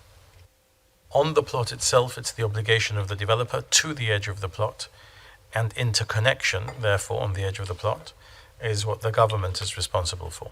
And that's exactly the same position that we inherited from them in respect of the £28 million deal that they'd done on the east side, which Mr. Clinton thought we should not have undone, although we've done a 90+ million deal on the east side. And can I ask on ZA, the works to Buena Vista Estate, the projection of 1.173, last year 325, so but the estimate was $1 million. So can I assume that this is just cost that straddles both financial years? Is that right? And in respect of what? Given that the total would be higher than last year's estimate. Mr. Speaker, this is works to the estate which the government has agreed to do because of the state in which the properties were in when we took them over.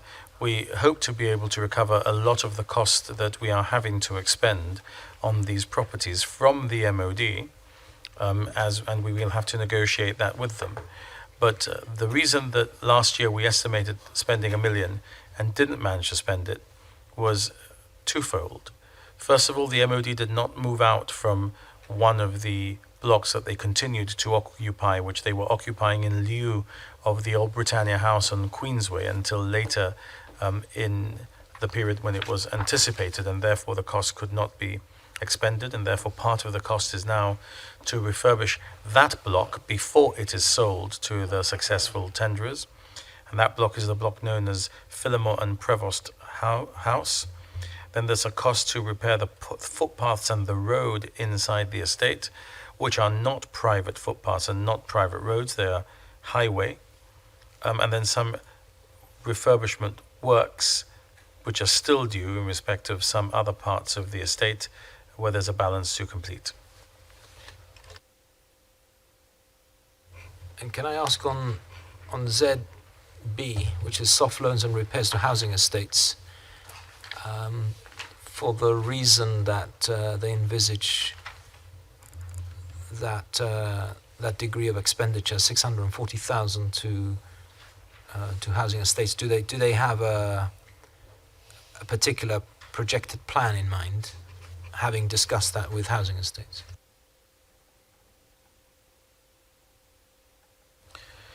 Yes, Mr. Speaker, and you can see that we had anticipated spending more last year and we were not able to. So this includes works in respect of Cumberland Terraces and Nelson's View, Calpe Quarters, Beachview Terraces, Bayview Terraces, Brimpton Mount View, Brimpton Bridges, and Harbour Views.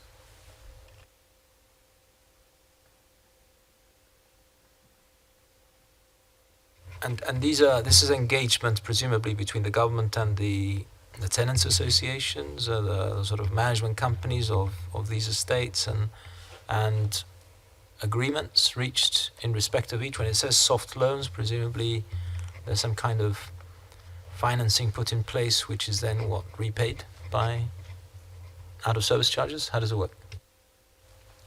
Yes, Mr. Speaker, it's exactly that. There are some works which are carried out by the government, and there are some works which either because the tenants associations and management companies want to carry them out, and because they sometimes also want to carry them out at the same time as the government is deploying its own, mobilizing its own contractors to carry out those works, we carry out together.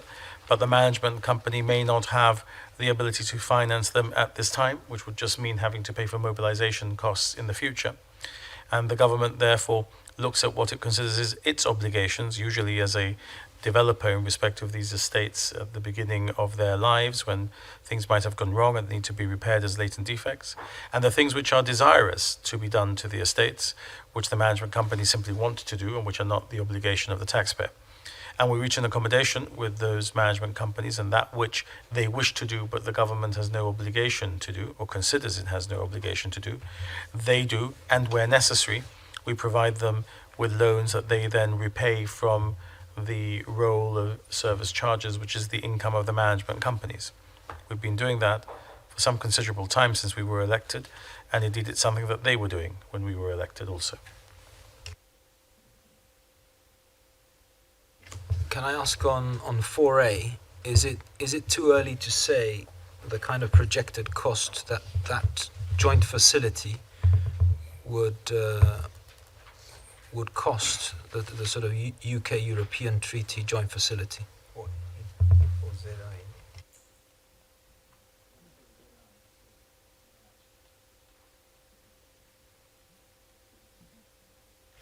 Yes, Mr. Speaker, it is too soon. We don't know what it is that it will cost. We don't know how we will spread the cost of that.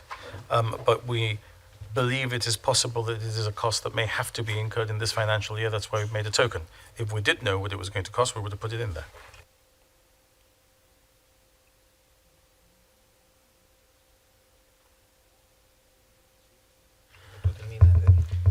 And then on the next line, which is ZJ, relocations associated with affordable housing projects, is this monies in respect of the Bob Belisa Chatham Views projects, or one of the projects, or other projects? Mr. Speaker, this is in relation to all of the projects. So Hassan Centenary Terraces, Bob Belisa Mews and Chatham Views.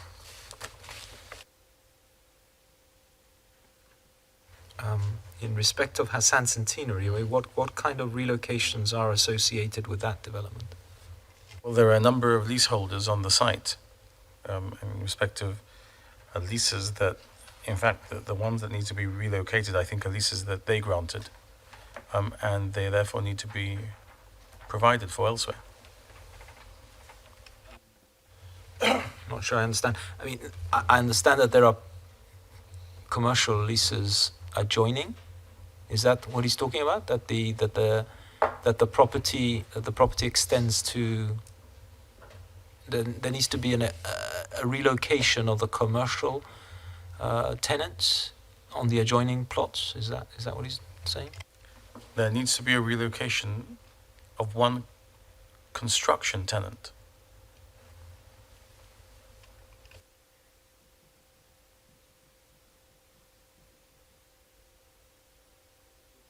Is there a breakdown of how the 3.5 million would be spent across the various, if you had to book them in accordance with the particular housing projects, the affordable housing projects, how would the 3.5 million fall to be divided?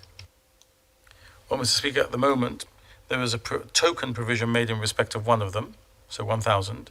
There's a very specific provision made in respect of another, which affects only one relocation.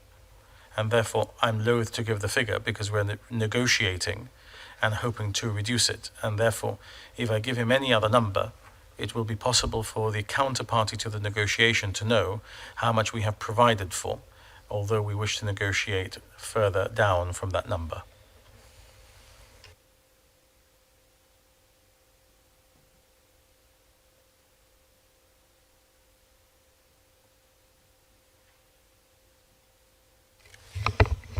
4A, heritage building refurbishments. Can more particulars be given for that? There's only a provision for £10,000 given to it, but I just wanted to get a bit more sense of detail in relation to that item.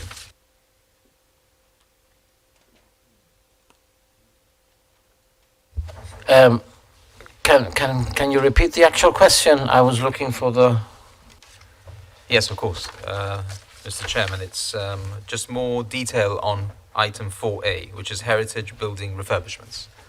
This is an allocation which will be used for any issue that arises during the course of the year in which a heritage building or monument requires some works. And the same question in relation to 4G, which is heritage projects. This is in relation to specific projects that I mentioned during my speech last week, two of them being repairs to Southport Gates and the Tower of Homage.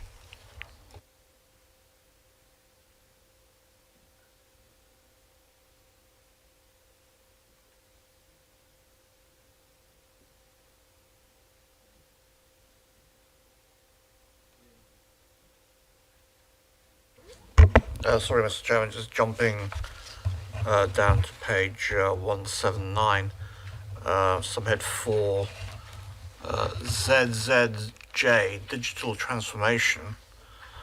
We seem to have an estimate of 450,000 that came in at close to £3.5 million, which is a significant difference. And I was wondering if the Minister could advise why that was.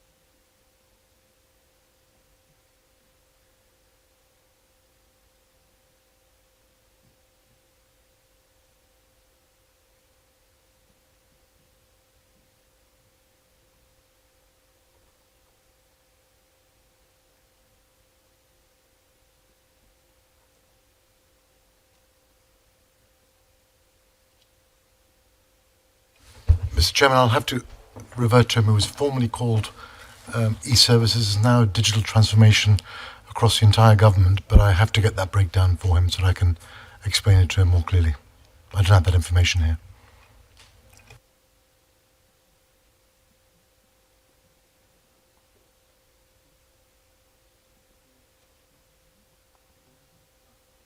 Thank you. Mr. Chairman, may I ask why it is that ZZM, which is beautification of Landport to casemates, and then ZZX, Landport Gate, are treated separately? Should they not form part of it? Is it not the same projects?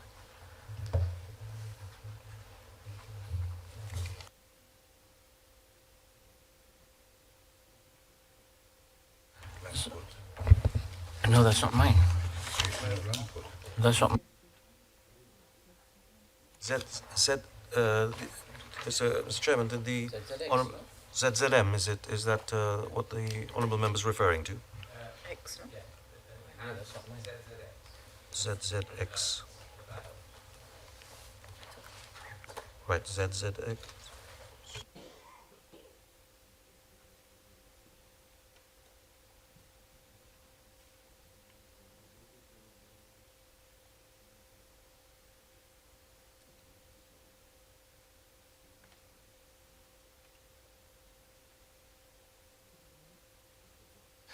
Mr. Chairman, just to clarify, this is part of the Walk the Wall project, which the government announced a long time ago, and which I believe already has planning permission for parts of the project. That entry refers to that project.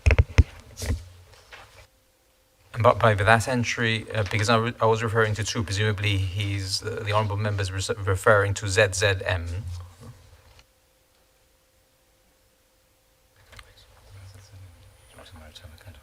No, ZZM, Mr. Chairman, is the beautification that we announced recently by around Casemates tunnels, yeah? So what the Honourable the Deputy Chief Minister was referring to then is ZZX. Is that correct, Lamport Gate? Okay. And is the is the reason why the Duke of Kent's House Gibraltar Archives ZZU only allocated £1,000? I think is in answer to a question or during the course of his speech. I think the Honourable Chief Minister mentioned a feasibility study that still needed to be carried out. Is that the case? Why there is no specificity yet as to the amount that particular project is going to cost? Mr. Chairman, yes, that's right. This refers to that particular project and to what I said at the time, which is that the government is now working on feasibility studies and costings on the proposal to move the archives to Duke of Kent House. But we don't envisage there being a major refurbishment or construction at this particular time.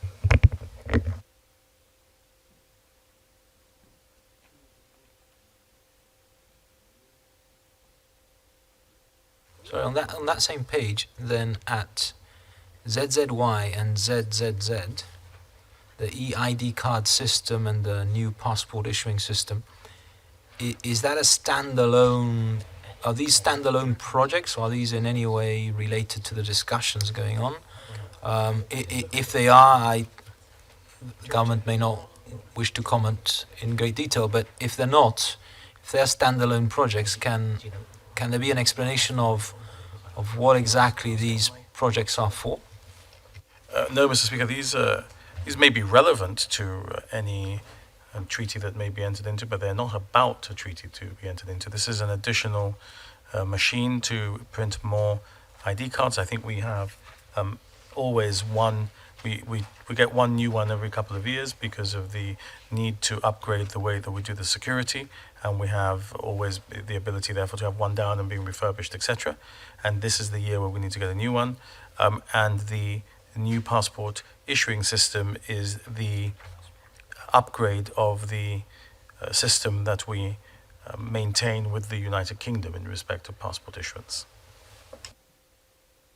So that last one, the first one was a machine. That last one does it include equipment, or is it just it's a software or? It's a processing system. This one is not a printing machine, because as he knows, the United Kingdom withdrew all of the printing from all of its passport offices in the overseas territories, in the large embassies, and even throughout the United Kingdom, and centralized it in one place in the United Kingdom.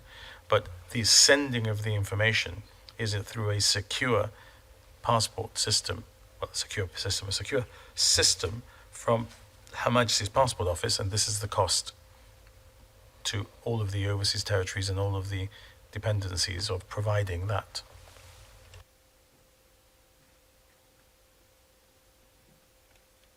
Yep. Mr. Chairman, just in relation to the main sewer ZT on page 178, can the Minister explain the significant increase in up to £1 million for the estimate 2022-23 in relation to the main sewer provision, given the fact that there is in the context of these pink pages an additional element for sewers generally? Mr. Speaker, ZT, as far as we can see, doesn't suffer an increase at all. It's exactly the same amount as was estimated last year.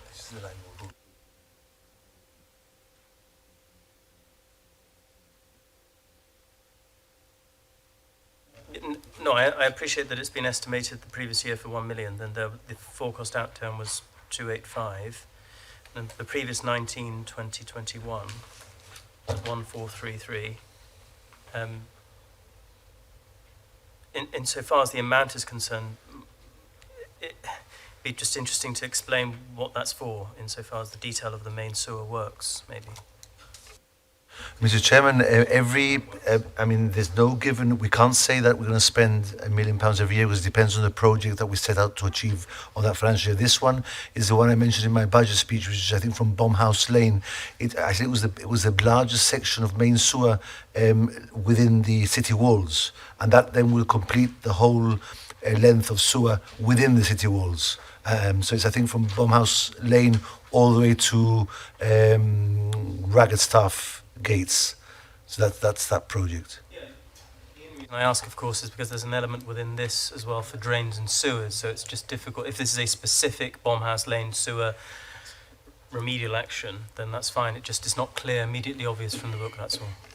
There's different parts to it. One, as I said, one is at the project, which is the relining of the sewer, and then there's also other works like desilting, and cleaning and doing smaller sections of the sewer, which we do on a yearly basis. So one is similar to what we said with the road resurfacing.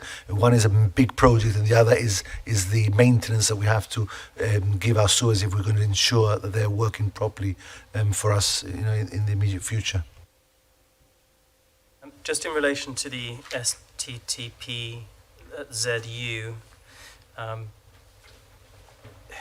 the actual for 2019-21 was 477, and then the forecast outcome for 21-22 was 205,000.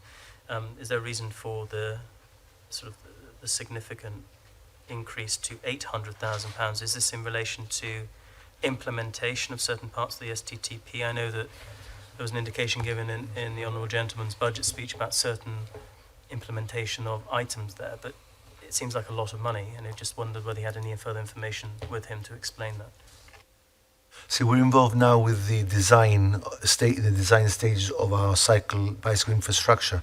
So once we've drawn out the final plans, then obviously it's a question of getting boots on the ground and doing these projects. Now, to develop the cycle lane, it's not just painting, or segregating with dots.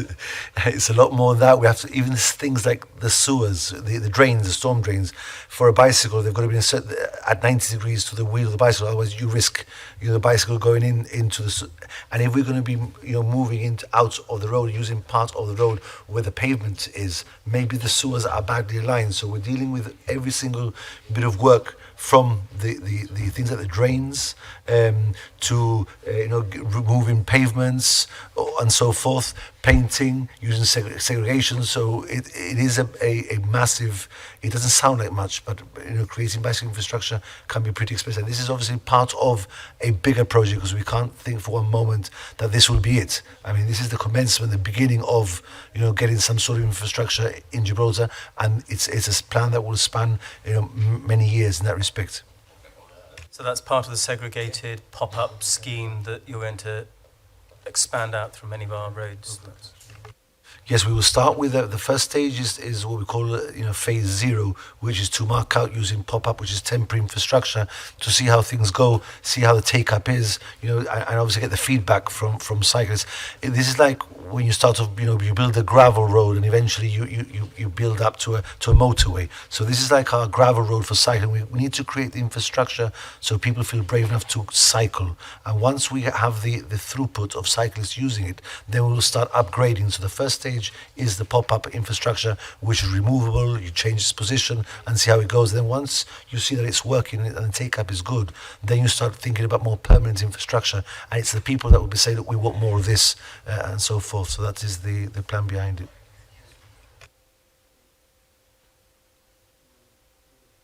Mr. Chairman, in relation to ZZZC on page 179, ex-Chronicle Printing Works Justice Offices. I'm just wondering what that item refers to. Is this to him?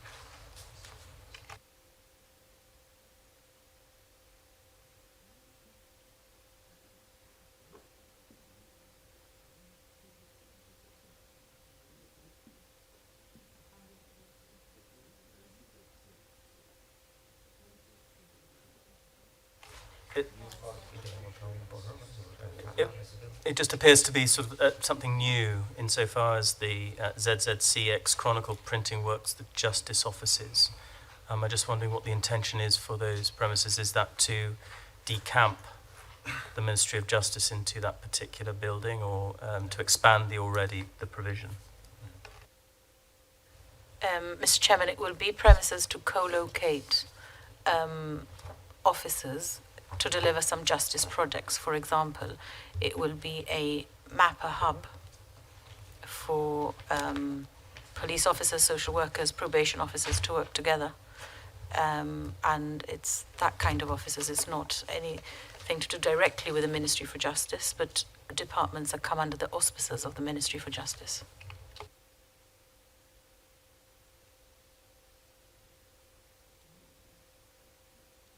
Mr. Chairman, just by way of explanation, if the Honourable Deputy Chief Minister could assist, I think he did say that ZZX, which is Landport Gates, related to the wall project, which, as he's rightly pointed out, had been announced, and I think it was in their manifesto, in fact.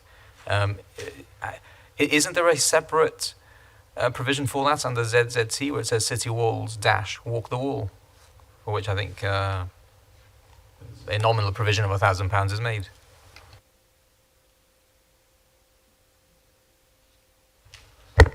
Mr. Chairman, if I recall correctly, the project was being done in phases, so it could well be that different parts of the project have been entered separately into the list of projects.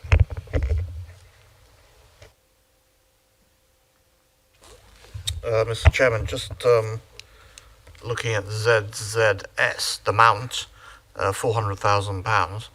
I was wondering if this is in anticipation of the generous donation of £1 million towards the refurbishment of the mount, and how does the Minister envisage this working? Will the government incur the expense first and then expect reimbursement? Yeah. Mr. Chairman, no, this is for the refurbishment. I think I referred to it in my address, for the refurbishment of the Porter's Lodge into the marriage registry, and also of the events hall in its proper restoration and refurbishment into an events hall, plus the gardens around that area. This is not the parasol money. That money is being used separately for a different part, a phase of the project. So, yeah, I'm grateful to the Minister for the explanation. So how would the government effectively account for that? I mean, how would it work? I mean, I would expect to see something in the book for that element and then covered by a reimbursement. I mean, how in your mind do you see that working?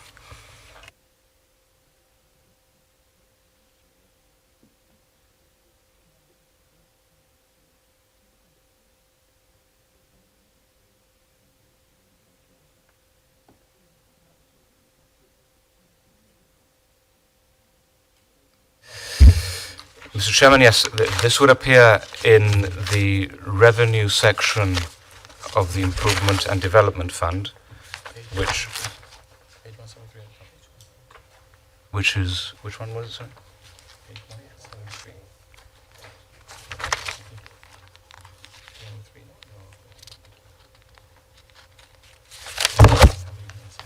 Yes, it would come on page, if you look at page 173, remember we'll find the different sources of revenue which come into the fund, including reimbursements and others, and grants. So it would be shown on that page and will be offset against the project as the money starts being spent.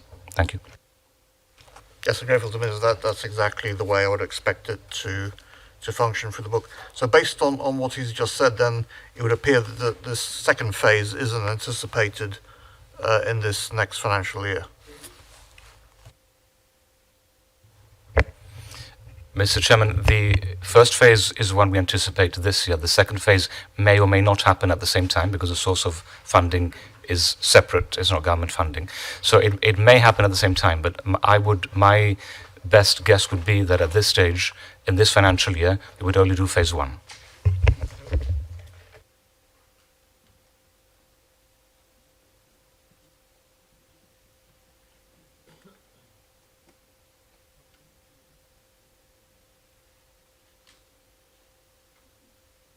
Head 102 projects, subheads 1 to 7 stand part of the bill.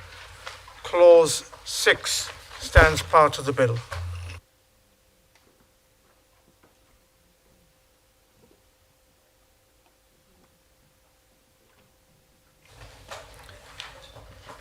clauses 7 and 8, Gibraltar Development Corporation. Page 184.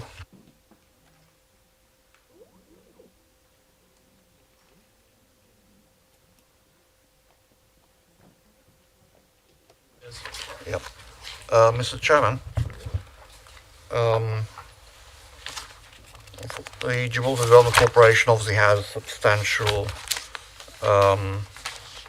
payments. I just would like more information about recurrent payments, item number 19, the contribution to the Economic Development and Employment Company Limited, £11,782,000 last year and this year. I'd just like to know exactly what it is that this entity does for the Gibraltar Development Corporation.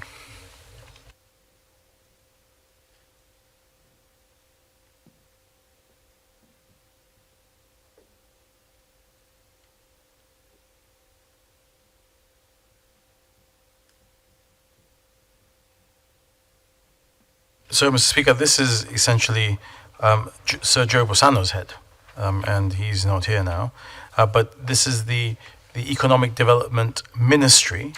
The future job strategy was run through here. All of the activity of the Economic Development Ministry is run through here. Part of the National Economic Plan is run through here, etc. This amount, he will see, goes back some considerable time and is provided each year.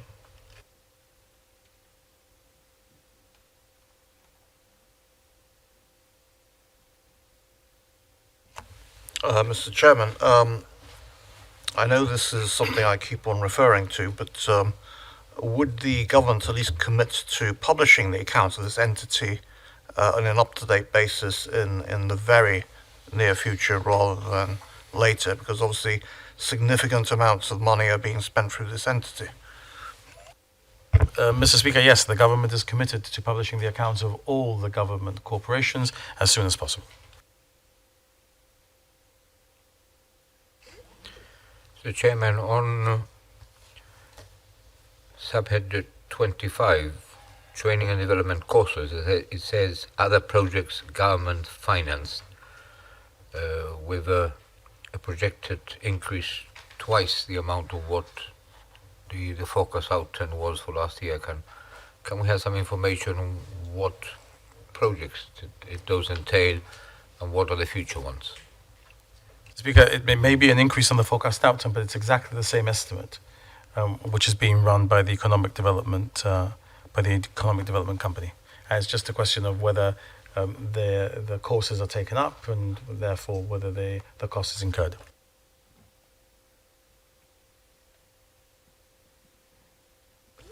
Mr. Chairman, just a slightly different question on the capital account. On page 187, there's a sale of a share for, looks like £1. I'd be grateful if the government could advise what that is in respect of.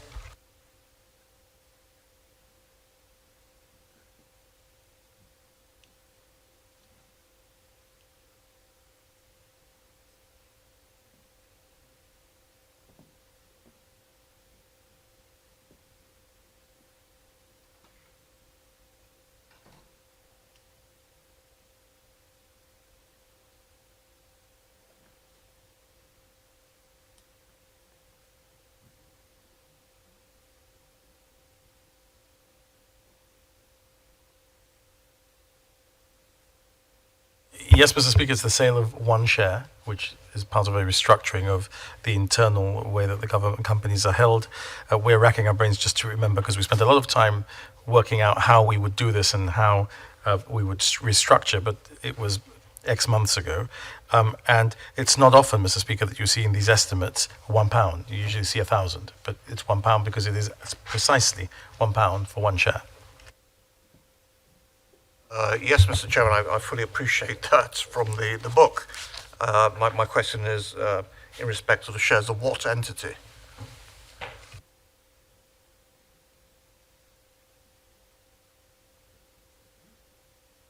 It may be one share in credit finance, Mr. Speaker.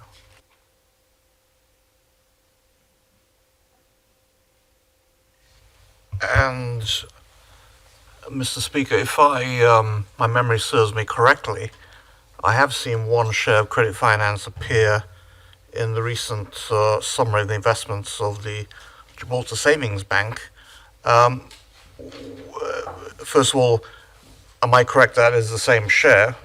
And secondly, what was the reason for it?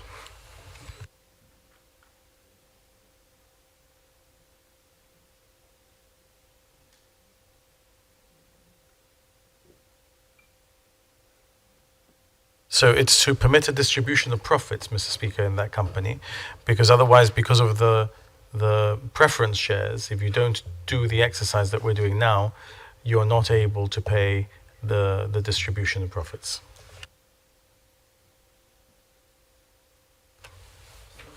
Right. Sorry, Mr. Chairman. While I just think this through, if I recall correctly, there was a deemed dividend, if I remember correctly, which was deemed, it was a dividend up, but it was deemed to be reassigned to the savings bank. I think it was about 9.7 million.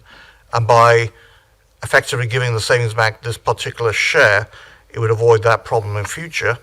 But does this particular share have any particular special clause to it that gives it any special dividend rights?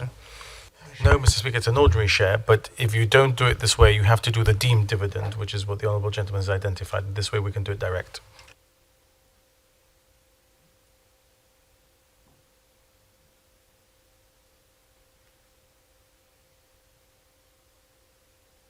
The Gibraltar Development Corporation stands part of the bill.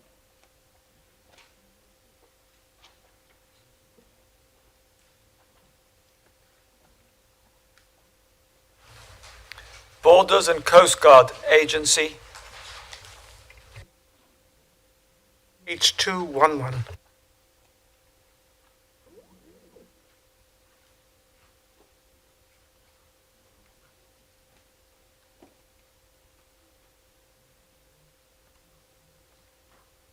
Borders and Coast Guard Agency stands part of the bill.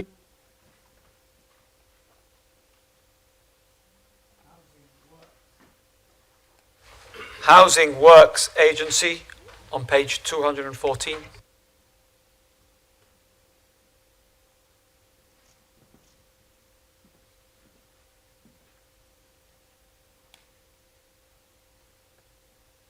Housing Works Agency stands part of the bill.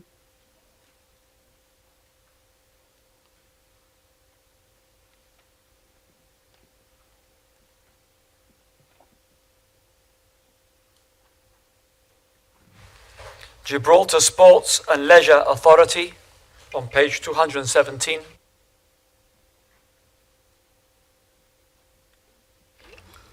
Mr. Chairman, on subhead 8 in respect of electricity and water, if we look at the figures in previous years, the estimate for this coming year tends to be about the same that we've been spending per year, and I believe that the electricity supply mainly to the main football pitch, which has been leased out to Gibraltar Football Association, if those floodlights are used, is that still being, the electricity bill, is that still being paid by the Sports and Leisure Authority, or is that now in a separate meter that the running cost of which will be met by the Gibraltar Football Association?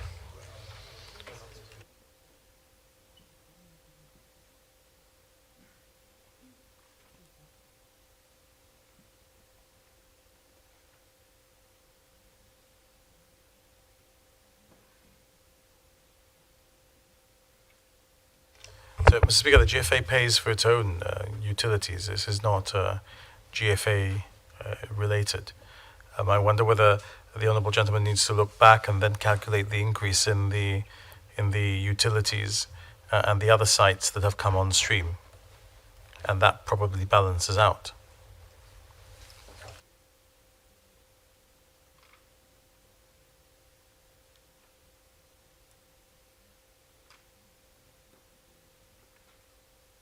Gibraltar Sports and Leisure Authority stands part of the bill.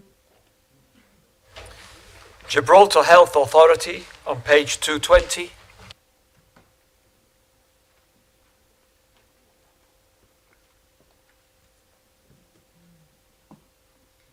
Mr. Chairman, just in relation to page 225, recurrent payments, could the Minister give an explanation as to the rationale for the relief cover at 1 million?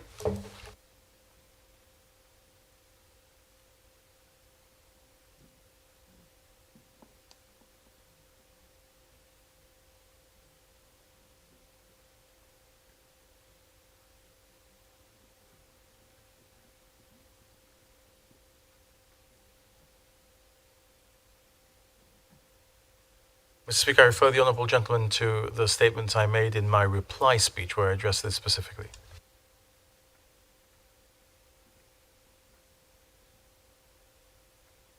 Just on a related item on the forecast outturn of 11 million, is there a breakdown there of how that sum has been spent?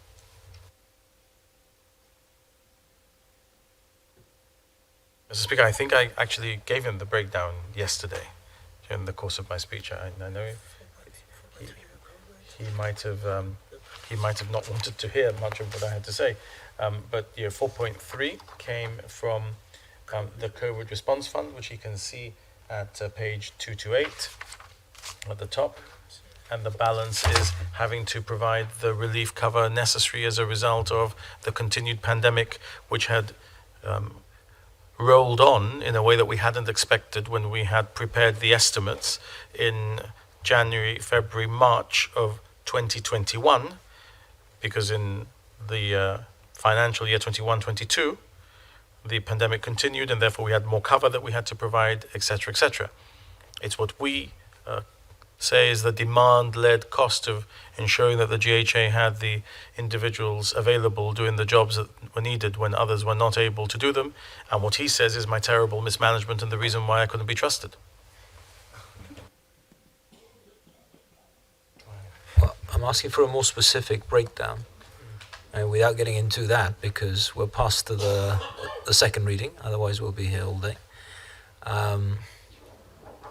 How does this break down in terms of staff numbers, who they are, what kind of jobs, what is this? I mean, because they projected 2.5 million as the estimate, it then came in at 11. So what's the specific breakdown?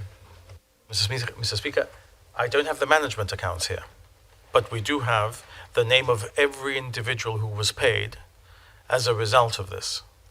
If the honourable gentleman is asking, do we have that breakdown? We do. I don't think we have it here because we have it in he's asking us about not the estimate for this financial year, which is what we are debating today. He's asking us for the forecast outturn for last year, which informs our work in making the estimate for this year. But I'm not saying he shouldn't ask, Mr. Speaker. What I'm saying is I don't have the information here, right? But this relates to individuals who have been paid to do the work that the GHA has determined was required and was not in complement for reasons that I've explained to him both yesterday and before, because I explained it in my main speech. And the 2.5 was the view that we were taking for a year when we expected COVID to end, and the 11 is the actual cost for a year through which COVID rolled and continued to require us to incur costs. And in the context of the argument that COVID is being used as an excuse, Mr. Speaker, unfortunately, as I told honourable members a moment ago, I have another death certificate which shows that this ain't no excuse, Mr. Speaker. This is real, and the number of Gibraltarians lost to it now is 105.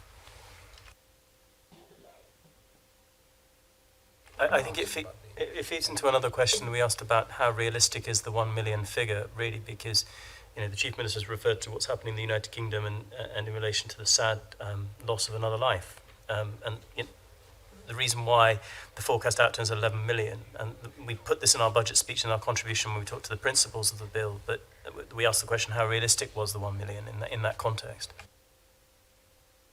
Mr. Speaker, the 2.5 was realistic when it was estimated in February, March.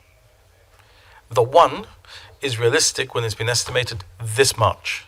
If we have to come to this House to seek 21 at the end of the year, And if they behave like they behaved this year, they will say it's a terrible mismanagement on my part, and I will say, well, look, that is what we needed during the course of 22-23.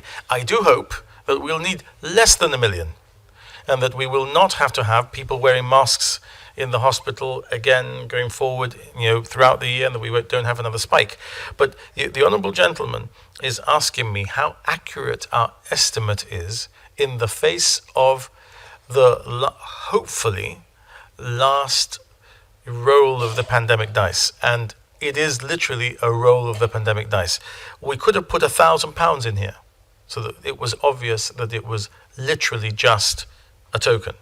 But this is not just relief cover for COVID. So this is relief cover generally in the GHA. We have to make our best estimate with all our vacancies filled, how much relief cover will we require, and how much of COVID will still be there, and how will that affect relief cover. It's an impossible estimate to make beyond being a guesstimate, Mr. Speaker. And there is no way that anybody can find a better way of estimating against this number in the public health circumstances in which we find ourselves. Mr. Speaker, I emphasize the point. It hasn't stopped them, despite agreeing with us now more convivially when looking at the detail, from accusing me of mismanagement, and that trust in me should be lost because of the increase in the actual forecast, in the forecast out and the actual in effect against the estimate. But I am telling them now, it's a guesstimate. It was a guesstimate last year, it couldn't be anything more than that, and it's a guesstimate this year. And I look forward to being accused of mismanagement next year. Well, it's not about clutching at straws, Mr. Chairman, and it wasn't presented as a guesstimate. It's presented as an estimate, and presumably the health authority and the officials are providing advice on these matters, and what we're trying to probe is the accuracy of these figures. So, do you want to carry on? Yeah. Yes, Mr. Speaker, of course this is based on advice. And you're not probing the accuracy of this estimate unless you haven't heard everything that I've said from the first speech. Because I said from my first speech, before the honourable gentleman got up to accuse me of mismanagement because we hadn't kept to the estimate, that it was impossible to estimate, and that we were doing our best in the face of a public health pandemic. But if we had stuck to the figure religiously, out of a desire to demonstrate our management and our ability to estimate, we would have butchered frontline services, Mr. Speaker, because we wouldn't have had people on the front line. And so, what I am saying, again, because I said it in my main speech about the estimate for this year, and I said it in my reply about the estimate for this year. And last year, I said it about the estimate that we were making as well. This cannot be anything other than a guesstimate. We have filled vacancies, or in the process of filling vacancies. There should therefore be less need for relief cover if it is the ordinary course of business, if it is business as usual, but we don't know that it is. And I shared with honourable members this morning an article I'd read in the Times about the effect on the NHS. But I'm making the point, Mr. Speaker, with vehemence, so that I can, if necessary, point honourable gentlemen to it next year, when they make the accusations that they've made in the terms that they've made them, for the reasons that they say they made them, in respect in particular of this increase and this failure to estimate, or indeed the government's decision to ensure that the provision necessary for the GHA was there, even though it exceeded the estimate. And I hear the explanation, but the point is that on this side of the House, we don't necessarily accept the explanation or in the terms that it's been put, and that's the whole point that we make. That's the point. I said I hear the explanation, but that on this side of the House, we don't necessarily accept that explanation. I understand that you don't accept it, because honourable members don't accept reality. But they might like to see that there's a footnote on the next page that says that funding will be provided to the level required in the event that the level required is in excess of the amounts. And Mr. Speaker, if they don't accept the explanation, can I invite them not to bother seeking it? What is the point, Mr. Speaker? They are going to vote against this estimate. They don't accept our explanations, and yet they seek them. Why? Simply to make a note in order to then try and compare it to an explanations next year? Well, Mr. Speaker, they will find that we are consistent in saying that we will provide the amount that the GHA requires, even if it exceeds the estimate, where it is in a demand-led area, because that is not a failure of management. That is to provide, as the footnote on page 227 sets out, such funding as may be required to continue to be able to deal with the ravages of the public health pandemic that we are suffering. And that is what happened last year, and that is what would happen this year, although would that it need not happen this year. And if he doesn't want to accept that explanation, frankly, Mr. Speaker, it's a matter for him. But I will deploy the explanation again, because it is the truth and it is reality. Mr. Chairman, we've been asking a lot of questions on the specifics, and we are interested in the explanations and the clarifications on the numbers that we have been asking for. The distinction that I've just made is that he's made a long explanation about how these numbers have been reached and how it was impossible to control. I'm making the specific distinction that we may not accept the explanation he's just given about that issue. I'm not talking about the more macro level of read across and his remark about, well, if you're not interested in explanation, why are they even asking these questions? I'm asking about specifically on this issue. I've made that distinction. In respect of the other numbers, of course we're interested in the specific questions we've been asking. I understand he doesn't accept the explanation, Mr. Speaker. He's called me a thief because of the increase. He has told me that I have become a highwayman to pay for the increase. So that must mean that I've stolen it. If he doesn't want to accept the natural meaning of his words, so be it, Mr. Speaker.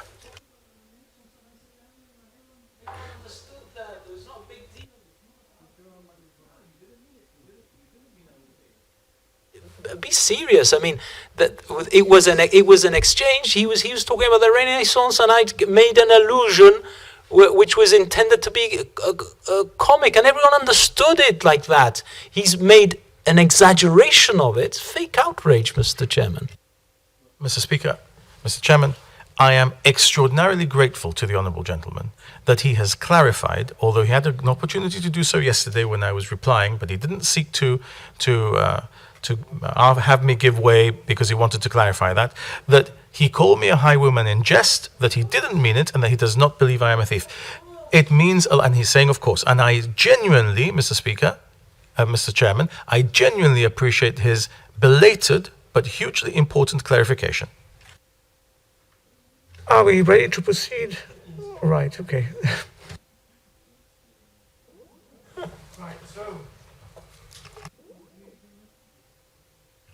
Mr. Chairman, just in relation to point 13, same column, visiting consultants' fees, expenses and other contracted medical services, can the Minister for Health or the Chief Minister explain how they're going to achieve that particular saving, as it were? Mr. Speaker, on the same basis as the Chief Minister has already outlined, this is the estimate that the professionals provided us with, and we are prepared to support.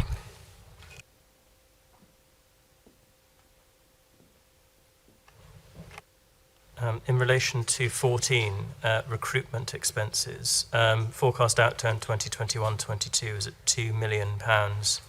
That is provided in terms of the estimate for this year. 14. Oh, apologies, 14. In relation to recruitment expenses, 14 for estimate 2022-23, that's listed at £750,000. I wonder whether the Minister might be able to explain a bit more about that.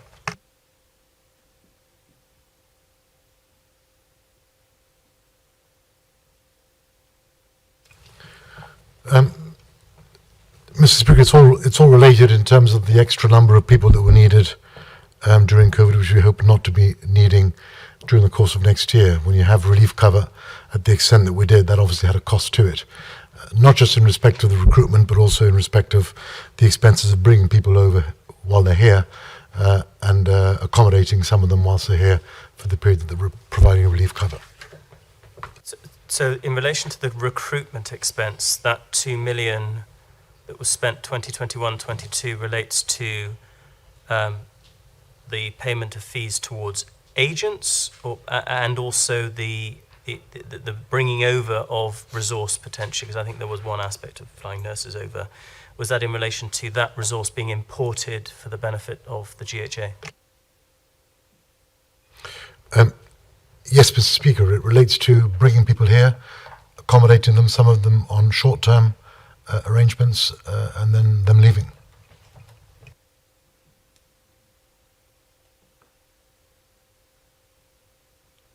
Just in relation to item 21, GPMS prescriptions, forecast outturn for 2022-22 is at 12 million. If we roll back to 2019-2021, it's 24 million. Pretty consistent from those years, and then we get to the estimate this year of being a lot less, as it were, to 9 million. I just wondered whether the Minister might be able to kind of explain the thinking behind that estimate. Mr. Chairman, we issued a press release some 2 months ago, I believe, which explained that we were removing certain items from the list of prescriptions. And in that press release, we said we anticipated a saving of £4.3 million during the course of the year. I think you'll find the numbers are quite close to that. I think it really sort of fed into the point that I was making. So I know the Chief Minister picked up on the life-saving words in the contribution that I made, but also critical medicines that was added on. It was life-saving and other medicines. Is it the case that there's been a general review by the Chief Pharmacist, or indeed the Health Authority, in relation to medications or a redesignation of certain medications that patients require, and that has been communicated down to pharmacists up and down Main Street in relation to dispensing those? Because I think he sort of referred to in the answer to the last question that I asked here, was that it related to specific medicines, and has there been a sort of change in approach by the Chief Pharmacist or indeed the GHA and communications to pharmacies in Gibraltar about issuing those medicines to people? Yeah, there is a press release which details the thinking behind it, as well as the use of generic medicines as opposed to branded medicines, which will also obviously have a saving. I think that was all in the same press release, which explained why we were hopeful of a 4.3 million reduction in the cost of pharmaceuticals through the GPMS scheme during the course of the year. That's very helpful. That's well understood. I think the point I was trying to get at, probably not in an articulate way at this time of the evening, but it was the point that's been made to me by patients is that there are certain medicines that they are receiving that are significantly expensive, they understand to be now, and are not being made available given the expense. Now, that's obviously a comment being made to me by a number of patients and discussions that I've had amongst pharmacists in our community. I wouldn't just like to seek clarification of that, because look, it's a genuine concern of people that have asked me, so I thought it's best to ask it here. It's the only place we can do. So, Mr. Speaker, we would never preside over a government. And as I said to him yesterday, neither would they, and neither would anyone, I think, who has sought office in this community, which would deny members of our community who need a particular pharmaceutical. There's no question of that. What there is, Mr. Speaker, is a concern which is a medical concern, not a financial concern, although it has its financial consequences, of an over-medicated population and the consequence that can have for public health. In other words, more medication means less good health, not better health. And secondly, that there are some instances of people seeking expensive medications simply for the purposes of trading the prescription for non-medical goods. Now, we've had that before. I've given interviews on GBC about the subject. We've debated it across the floor of this House. I can't remember whether it was in the lifetime of this Parliament. I think it was in an earlier Parliament. And I can't remember whether it was the first Parliament to which I was elected as Chief Minister or the second, so I can't remember whether he was here. But there is a very serious concern about that. There is pharmaceutical fraud going on. And I think that at the time that I looked at this, I was told that they had had the same concerns when they were in government, and they had taken some of the same measures at different times. They had even deployed undercover officers at one stage, I understand, to try and catch out pharmacists who were involved in this, because this is a two-to tango issue. Let me just give the honourable gentleman a statistic that I was given, which made me really raise my eyebrows, without casting aspersions on anyone, but telling honourable members today what I think I said on television at the time. Every time a new pharmacy in Gibraltar opens, for the same number of people in the population, we end up with 10% more prescriptions. How can that be? And so there is no question of the government depriving anyone of life-saving medication, as I told him. He has now said to the minister, well, I had my answer on that. What's my answer on other prescriptions, just things which happen to be expensive? And the issue here is also A, over-medication, B, pharmaceutical fraud. That's what has been the subject of the investigation, the attempt to put in new systems which will prevent that. And I would hope, Mr. Speaker, that all of us as members of this House and every Gibraltarian should want the group practice medical scheme to work and to give the people who need medication the medication they need, whether it's expensive medication or not expensive medication. Certainly if it's life-saving medication and if it's medication they need, then, of course, it's medication they want. It's different, right? If they want it because it's pain relief, then in my view they need it and the doctor should prescribe it, unless the pain relief is causing them a difficulty. Honourable members will know that there's a huge opioid crisis in the United Kingdom and in the United States, where people become addicted to pain relief and they can die from the pain relief, which causes them the problem. So the issue of over-medication is a very serious medical issue. The issue of pharmaceutical fraud is a very serious financial issue, and all of these things make up the concern that the government is trying to deal with through the review that has been carried out.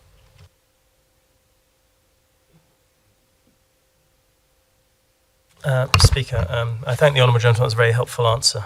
In relation to 23 medical departments, as we can see from the run across the line there, from 16.8 million through an estimate of 3.8 million at 2021-2022, then to the forecast outturn 2022 at 12.1 million.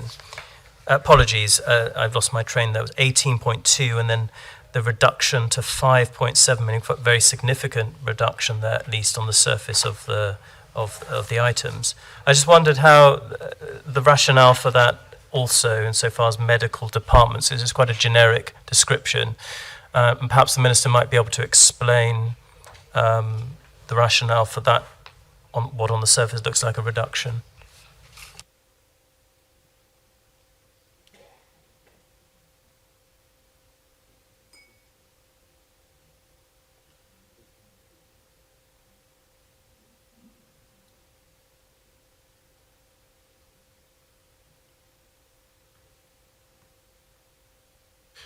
Yeah, Mr. Chairman, the difference between the amount in the outturn and the amount forecasted is the cost of tests, LFT tests.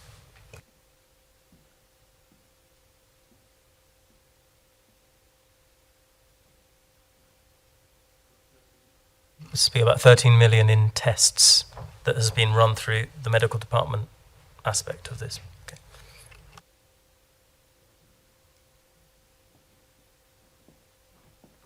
Mr. Speaker, just one question, because I assume the answer is that dressing aids, medical gases and tests at 27 are other tests, not those tests that relate to COVID, I assume. Again, if that's the case, there's a reduction of over, well, 1 million from the outturn last year. I would have thought that sort of dressing aids, medical gases and tests will be pretty a consistent figure. So why the reduction in that sort of procurement of those items? Sorry, I was about to agree with the first part of the question. I'm not sure where he's taking me with the second part of the question. Mr. Speaker, insofar as the second part of the question, whilst I appreciate the tests do not relate to COVID tests, that these are run-of-the-mill tests that are conducted at GHA, I just wanted to know why the dressings, aids and medical grazes and those tests, the figure now stands at 1.75 as an estimate, when the forecast outturn last year was 2.83.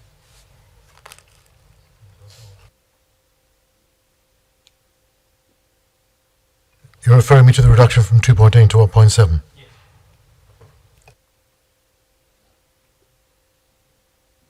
Speaker, Mr. Chairman, I don't have that information here, and I'd rather not guess as to the cause. I'm happy to come back to. Mr. Speaker, dealing with a fairly large amount in relation, I know this has had heated debate in the exchanges. I don't want to encourage that again. But insofar as 37 sponsored patients, we've seen, again, from 1921 right the way through the line up until the estimate, fairly consistent figures for sponsored patients. And I just wondered how the government arrived at that estimate for 10 million and whether it was realistic in the context of the work that we do in sponsoring our patients to receive medical care in other jurisdictions. Mr. Chairman, the Chief Minister also referred to this in his addresses during the course of the appropriation bill. As we repatriate more and more services, we need to send less and less people out. And the estimation at this stage is that this will serve a reduction of that amount by repatriating services here. Mr. Speaker, and if not, we will overspend. In other words, not through mismanagement, but because we will provide the sponsored patient provision that is necessary. But we are trying to reduce it by bringing back the services. Just a general question on that. I think the repatriation of services is an interesting point. I know that the Honourable Neil Costa, when he was in this House, explained the rationale for repatriation of services. And I think that many governments have tried to do that over many, many years. But on occasion, it does actually significantly increase the cost of providing that service. So it's a bit of a fine balancing act that I think that the Honourable Mr. Costa talked about in this House previously. Just wondering that obviously they've sort of suggested a figure of £10 million because of repatriation. I wonder whether there's a breakdown of that further insofar as what services are being repatriated in a bit more detail so that we can kind of ascertain that. Mr. Speaker, yes, and what the Honourable Mr. Costa also told the House was that in some instances, if it cost a lot more to repatriate the service, it didn't make sense to do it. But if it made patients in a difficult situation considerably more comfortable, if there was potentially an increase in the cost, but there was a better service provided to the Gibraltar patient, then it would be something that we would pursue.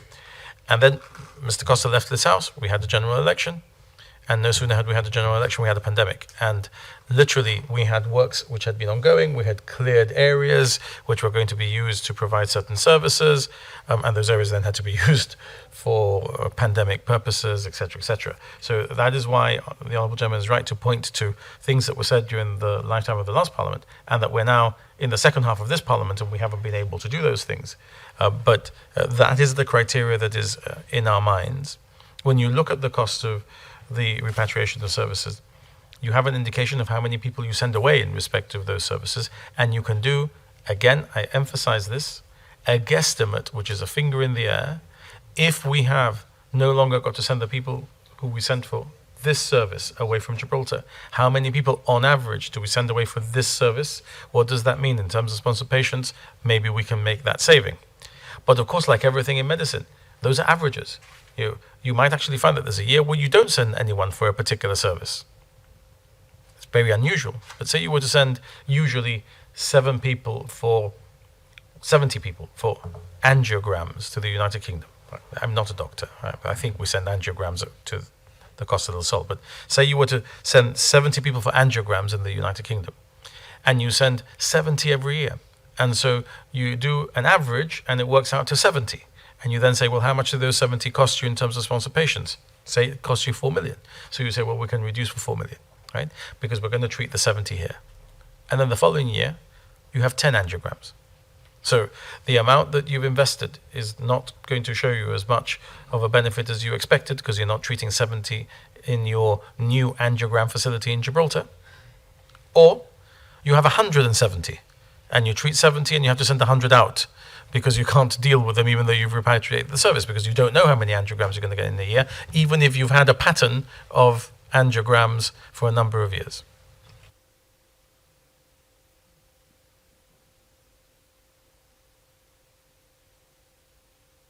Just one final question on this list before I believe that honourable members may have certain questions on this side of the House. But in relation to 42, disposal of clinical waste, again, this seems like an almost fairly consistent amount of money, generally speaking. And I just wondered why the difference between the forecast outturn last year and this year, amounting to nearly £1 million difference, and how that is going to be achieved.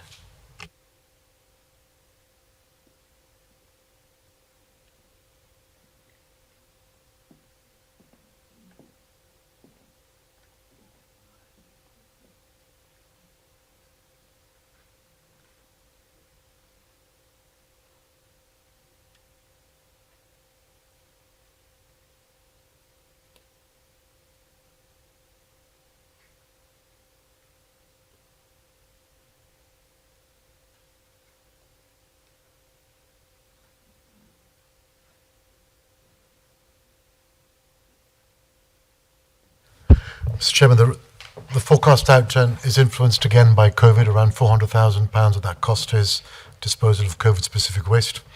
And the estimate for the forthcoming year is more in keeping with what it has been in previous years, although slightly higher, you will see. But I think that's the estimate they're providing at this moment in time.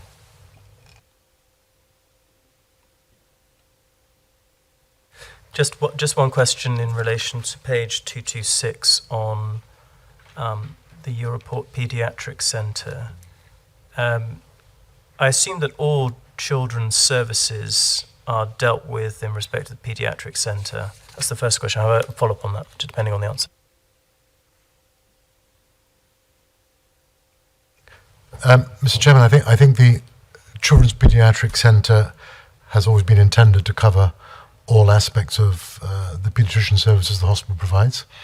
And we're doing some work on that to see how we can reinforce that message better across the community. Just one follow-up question. Does that also include diagnosis of autism at that centre as well, or is that dealt with somewhere else? I wouldn't know, Mr. Chair, but I'm certainly happy to find out and come back to you.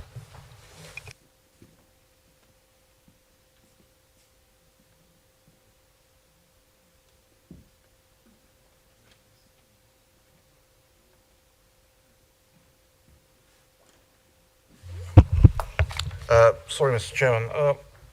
Minor question on recurrent payments, item number 39, rent and service charges. I know it seems to have gone up from 35 to 150.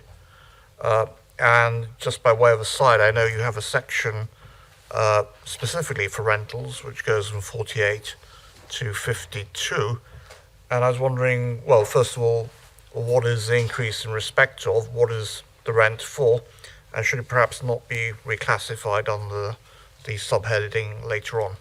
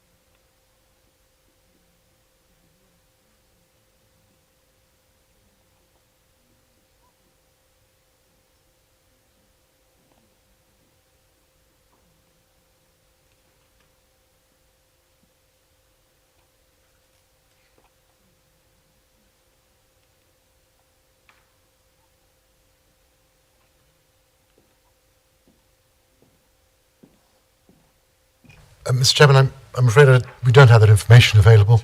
I agree with the Honourable Member's comment that it seems a rather sudden increase, and if it is rent or any part of it, it should be in the other column. So I will have to get that information and revert to him. Many thanks, Mr. Chairman. if I may, just by way of assistance, I understand some of that may be in relation to storage off-site as opposed to the actual premises themselves, which are under the other head. But again, I'll confirm that.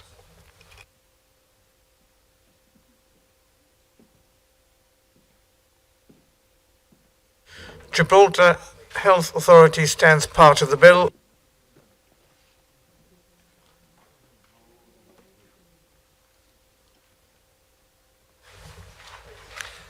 Gibraltar Health Authority, Elderly Residential Services section.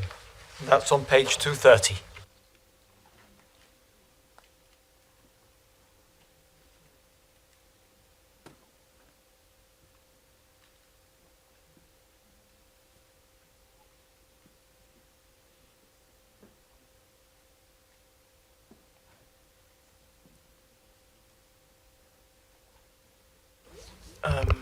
Mr. Chairman, just in relation to page 231, the summary of the totals in terms of full-time and part-time, appears that we may have lost 31 people within the elderly residential services section. I wonder whether the Minister might be able to give an explanation as to the loss of numbers, human resource there.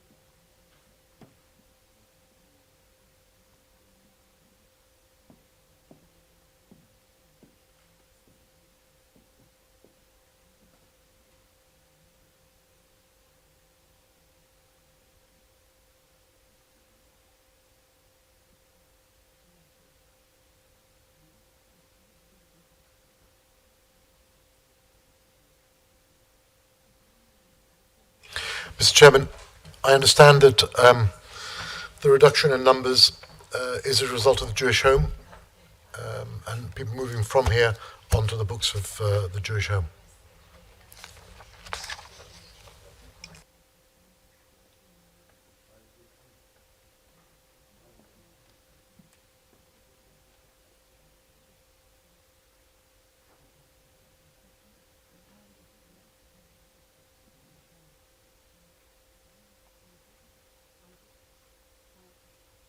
There is a section as part of the GHA which talks about the elderly residential services section, which we've just covered, but there's also another section which talks about the COVID-19 response fund. Is that something that has been looked at, or should we?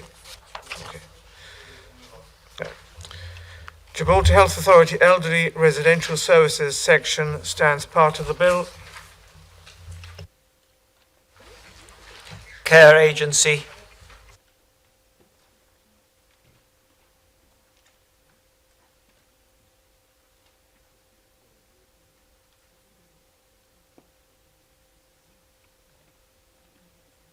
Just a question on that. So if at 29, the home support, the supported living in the community, and the projection of a lesser sum there, I assume that having spent 4 million, there would have been an assessment of ongoing needs in the community, and just wanted to understand why the government think it would be less.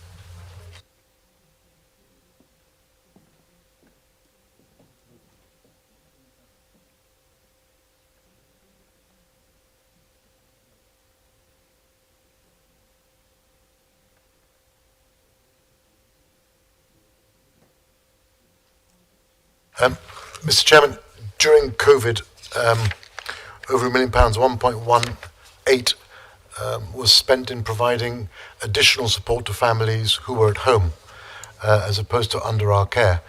And the day centres were closed as well.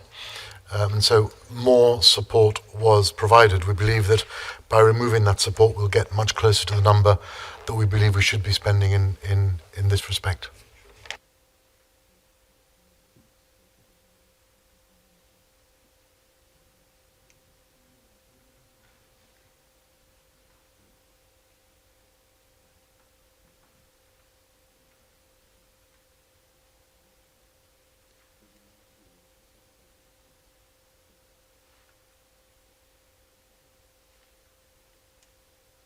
Care agency stands part of the bill. Gibraltar Electricity Authority.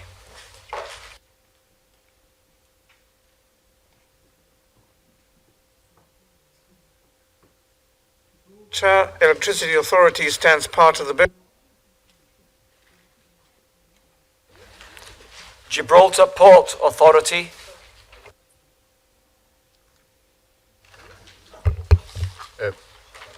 Mr. Chairman, referring to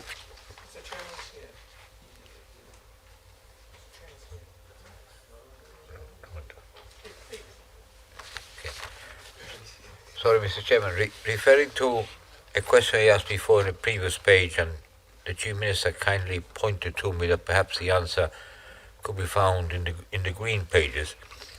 Under subhead 14, maintenance of port installations and equipment, is that the area that would include those small boats moored on the water garden side that we were talking about before?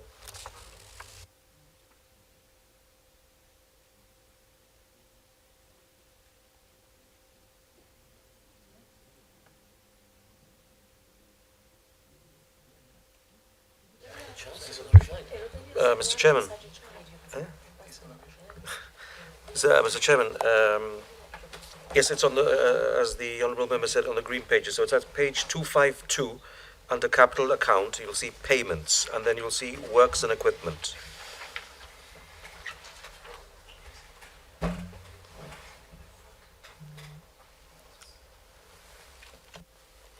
beg your pardon, Mr. Chairman, but because of my hard of hearing, perhaps the Minister can kindly repeat back to me so I can make a note.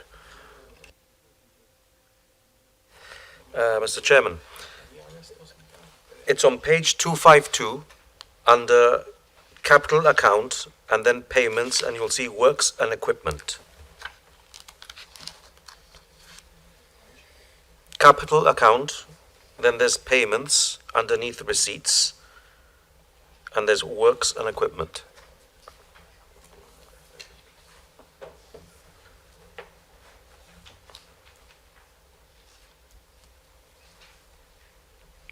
Has the Honourable Member... Yes, thank you, Mr. Chairman. Yeah, I think I got that.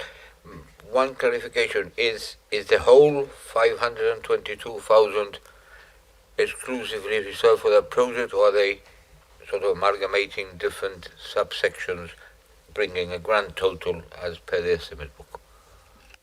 Mr. Chairman, no, the 522,000 is not only for the Water Gardens project. There's other things involved there.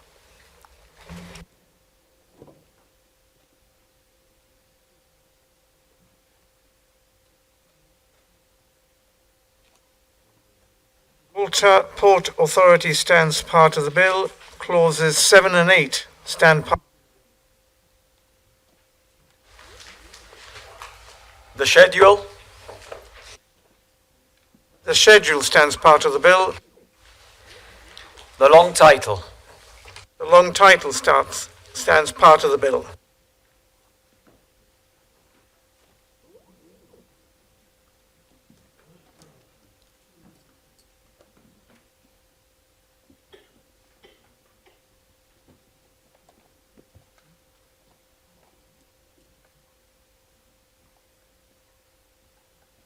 Legal Services Act.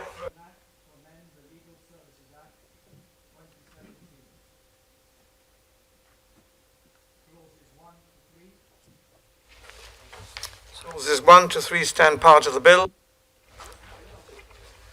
Clauses 4 to 12. Clauses 4 to 12 stand part of the bill. The long title. Long title stands part of the bill.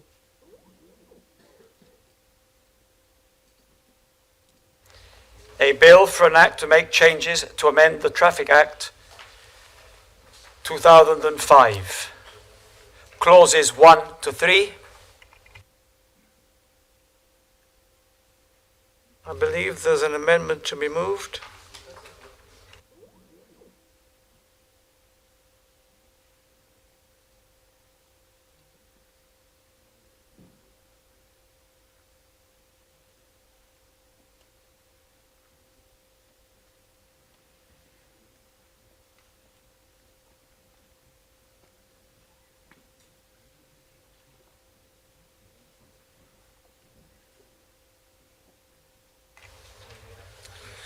Mr. Speaker, I beg to give notice that I shall be moving this amendment to the Bill for Traffic Amendment Act 2022 during the committee stage.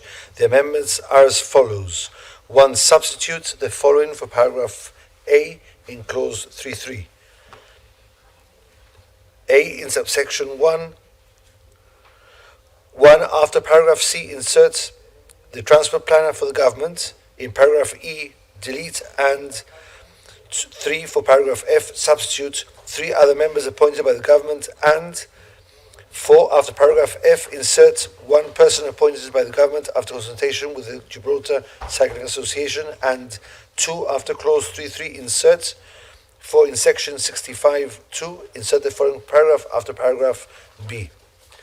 As a result of the administration of a preliminary drug test, the police officer making the requirement has reasonable cause to believe that the person required to provide a specimen of blood or urine has a drug in his body, or 5 in section 91.3 for level 1, substitute level 3. 6 in section 98.1a, after act, insert or subsidiary legislation made under this act. B for level 1, in both places it appears substitute level 3, and C for 3 months, substitute 6 months. Are members of the opposition content with the amendments? Clauses 1 and 2 stand part of the bill. Clause 3, as amended, stand part of the bill.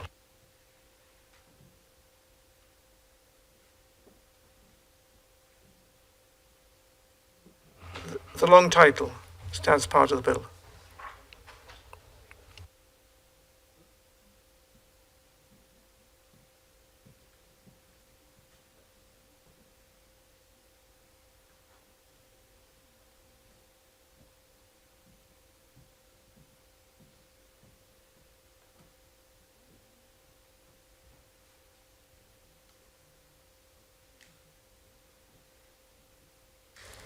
The Honourable the Chief Minister.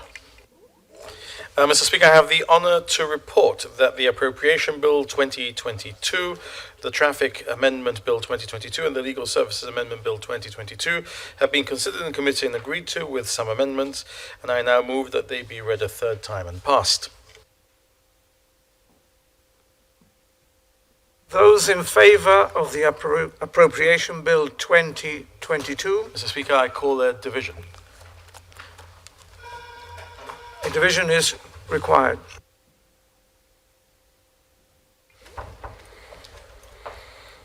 The Honourable Kea Sopardi. No. The Honourable P.J. Varvang. Aye.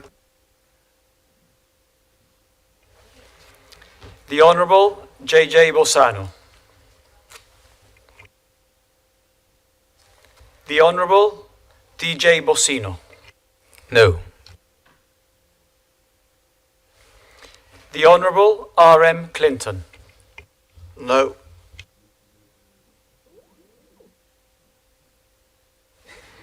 The Honourable J.E. Cortes. Aye. The Honourable V. Tairanani. Yes. The Honourable D.A. Feetham. No. The Hon. J.J. Garcia. Yes. The Hon. M.D. Hassan Naum.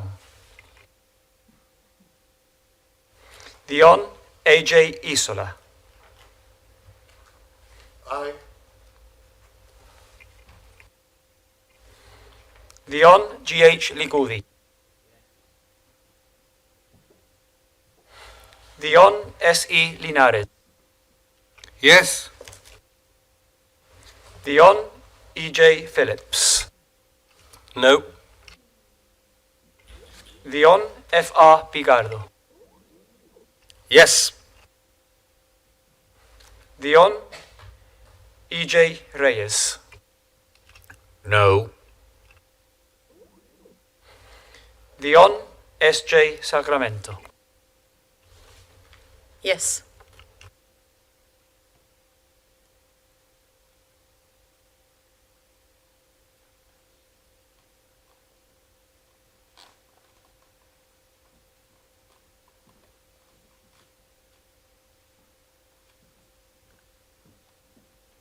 The result of the division, as requested, is 9 in favour, 6 against, and the 2 members are absent, which means that the bill is passed, is carried.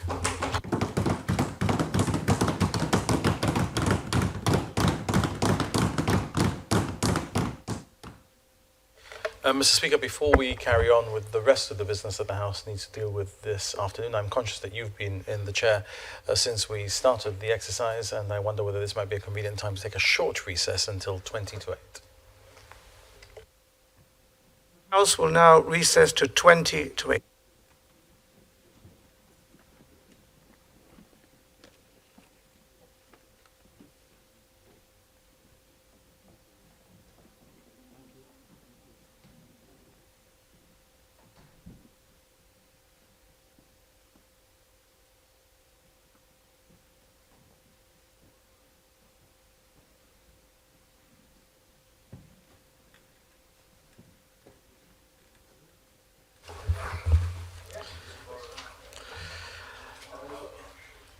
Those in favour of the Legal Services Amendment Bill? Aye. Those against? Carried. Those in favour of the Traffic Amendment Bill 2022? Aye. Those against? Carried.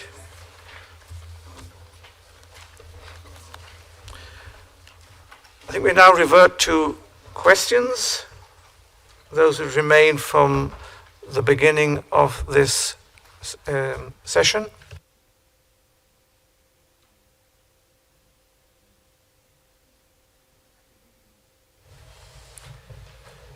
Question number 220 of 2022. The Honourable E.J. Phillips.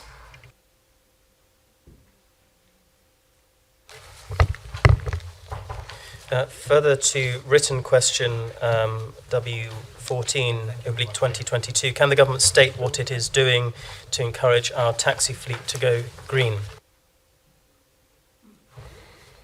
Answer. The Honourable the Minister for Transport. Mr. Speaker, the government, in consultation with the Gibraltar Taxi Association, are looking into the possibility of installing EV charging points in taxi ranks at strategic locations in order to encourage our taxi fleet to go green. We are already in the process of installing the first EV charging point at the ground floor of Midtown Car Park solely for taxis. The Honourable Gentleman is reminded that import duty for electric vehicles remains at zero and the cashback incentive is £2,500. Mr. Speaker, when this written question was put before the Minister, obviously he was not here at the time, and we agreed to convert them into written. And I think the answer was that only one taxi in Gibraltar was EV, and therefore the reason why I've asked about how we're going to encourage the taxi fleet was, my view is they all should be electric or hybrid, as the case may be. And whilst I understand that the imposing sort of infrastructure in these particular areas so that they can access that Is it right to say, therefore, that the not the complaint, but the concern of the Taxi Association, of course, is the lack of infrastructure? Are they waiting for that, Mr. Speaker, in order to make that investment in the services they provide in buying electric vehicles?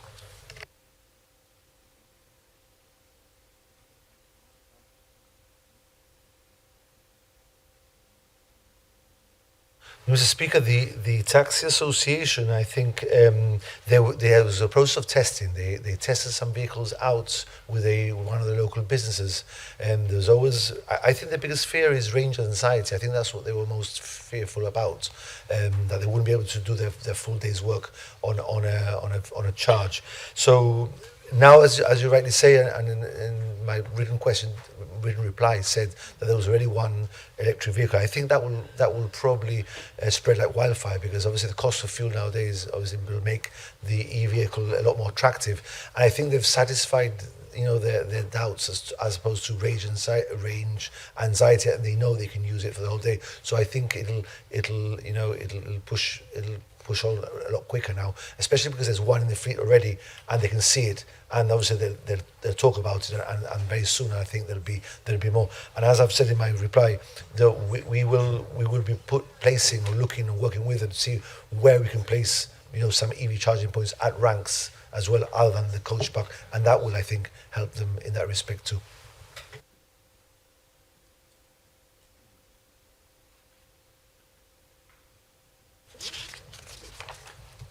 Question number 221 of 2022. The Honourable E.J. Phillips. Mr. Speaker, further to written question W17/2022, can the government state in detail the eligibility criteria for the provision of grants for the purpose of grants towards the purchase of electric motorcycles and electric bicycles? Answer, the Honourable Minister for Transport. Mr. Speaker, the eligibility criteria is as follows. The electric motorcycle must be fully electric, and the bicycle must be an electrically assisted bicycle without a throttle, where the electric engine does not exceed a speed of 25 kilometers per hour. In addition to the above, the electric motorcycle or electric bicycle must be purchased in Gibraltar through an authorized dealer.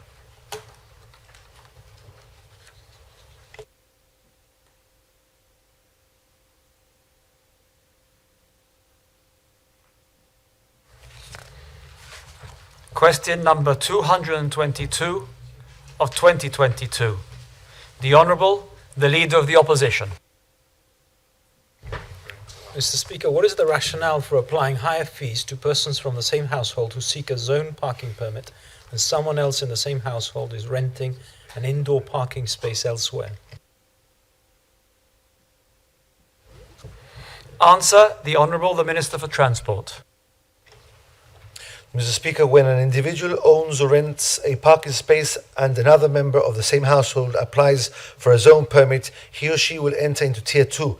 The rationale for this is to discourage multiple car ownership per household and use other sustainable modes of transport. Further information can be found in the policy booklet that was published in 2017. Mr. Speaker, is that policy going to be reviewed at any point in the foreseeable future? Is that policy something that the Minister thinks should continue going forward? Mr. Speaker, the whole point of this policy really, if you own a parking space in a private parking space, or you rent a subsidized parking space from Gibraltar car parks, or the Gibraltar car parks managers, and what we want to encourage is people to use that parking space and not park their car on the highway. So by increasing the fee, what you're saying is you want the car to use that parking space that they've acquired, at a lower rate than the market value. So I think that the actual policy is a good one, because if you have your own private car parking space and you rent at a cheaper rate, what it encourages is for you to say, well, I'll just use the parking, because it's much easier to find it's much more advantageous for the individual to park outside their front door if they were to find the parking than to go 200 meters to the car park itself. So that discourages hopefully that behavior. So at the end of the day, what we want to see is less cars on a road and less usage.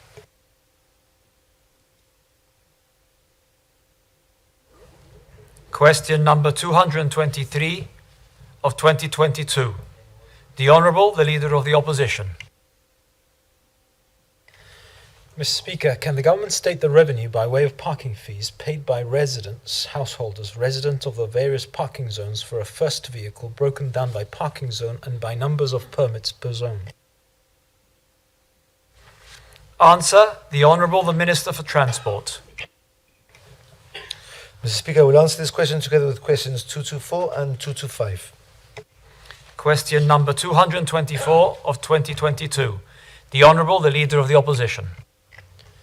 Can the government confirm the revenue by way of parking fees paid by residents, householders, resident of the various parking zones for a second vehicle broken down by parking zone and by numbers of permits per zone? Question number 225 of 2022. The Honourable, the Leader of the Opposition. Can the government confirm the revenue by way of parking fees paid by residents, householders, resident of the various parking zones for a third vehicle broken down by parking zone and by numbers of permits per zone? Answer, the Honourable, the Minister for Transport. Mr. Speaker, I've prepared the reply, but I think it might be better if I offer the Honourable Gentleman a schedule so you can see it better, because otherwise I'm going to have to be reading out, which won't be helpful in that respect. Thank you. Can I... Well, he's going to hand it to me? Yeah. Oh, I see.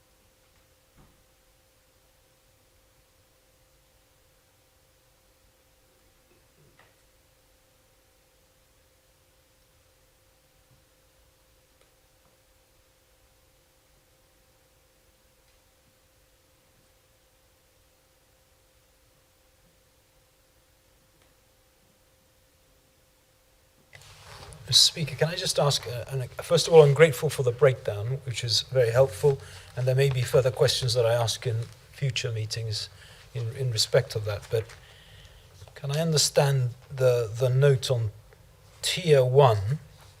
So the first vehicle, second vehicle, third vehicle, so it's Tier 1, 2, 3,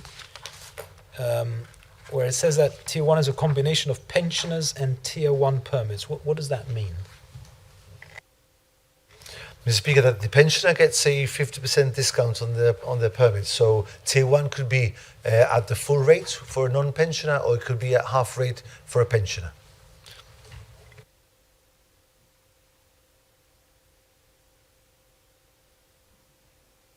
That wouldn't affect, obviously, the number of permits. So within the number of permits, say for example Zone 1, 407, some of those will be pensioners. Some of those won't be, but would you hold a specific number, or does the department hold a specific number of how many of these are pensioner permits? Mr. Speaker, the point that was trying to be made there, that what won't tally if you multiply the 407 by £60 or whatever, you won't get the figure. It'll be less than because of the permit or the pensions. I'm sure, yes, of course, the car parks GPMSL will have a log of how many of those would be pensioners.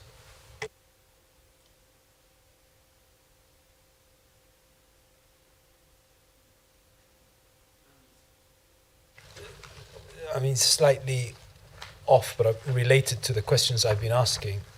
I haven't done the maths on this, but the Minister will know. But when you add the numbers of permits in Zone 1 or in 2, 3 and 4, how does that correlate with the available spaces in the zones? Is that a sort of a good supply of permits per parking spaces available?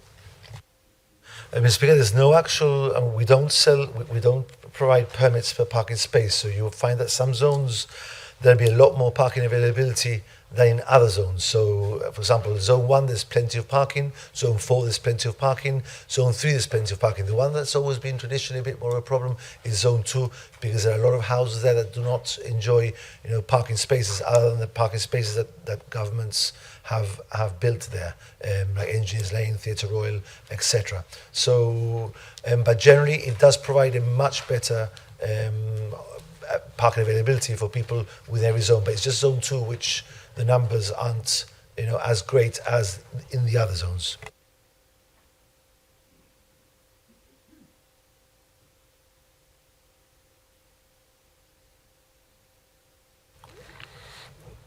Question number 251 of 2022.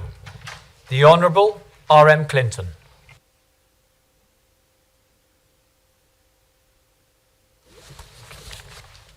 Mr. Speaker, can the government advise the total number of private letterboxes that the post office has made available to rent? Answer, the Honourable the Minister for Business and Tourism. Mr. Speaker, the total number of post boxes is 1,719.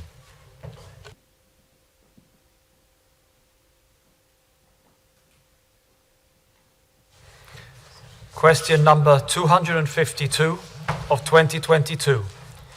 The Honourable DJ Bossino.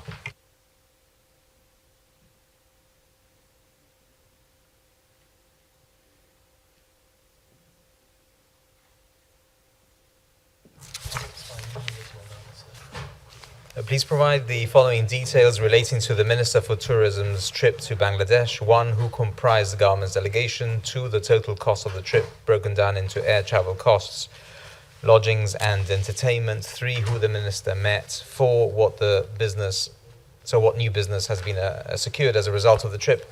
And 5. The duration of the trip. Answer, the Honourable the Minister for Business and Tourism.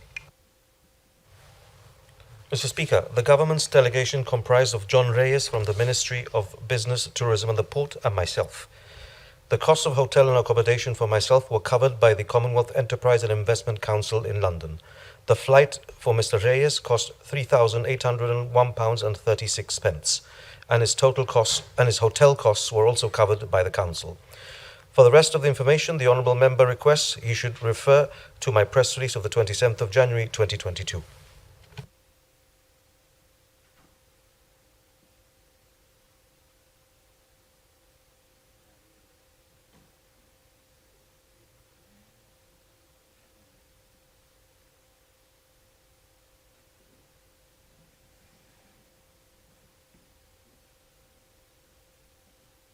Did he say that the organisation, which I haven't taken a full note of, I had the press release here with me, in fact, but I seem to have misplaced it in preparing for the question. Did he say that, so in effect, all the costs were covered, save for Mr. Reyes's flight costs? Is that correct? Have I understood him? Yes, Mr. Speaker, that's correct.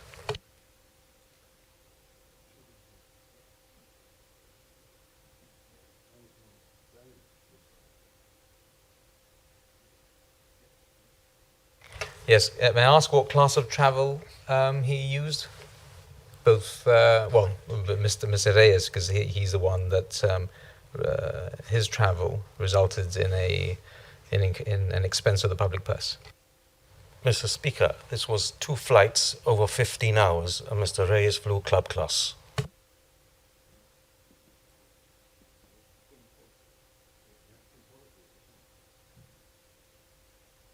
Next question. Question number 253 of 2022. The Honourable DJ Bossino. Please state whether the government intends to attend the next Fitur Fair in Madrid and why it did not attend the fair this year. Answer, the Honourable the Minister for Business and Tourism. Mr. Speaker, the government has not yet decided on whether it intends to attend the next Fitur Fair in Madrid.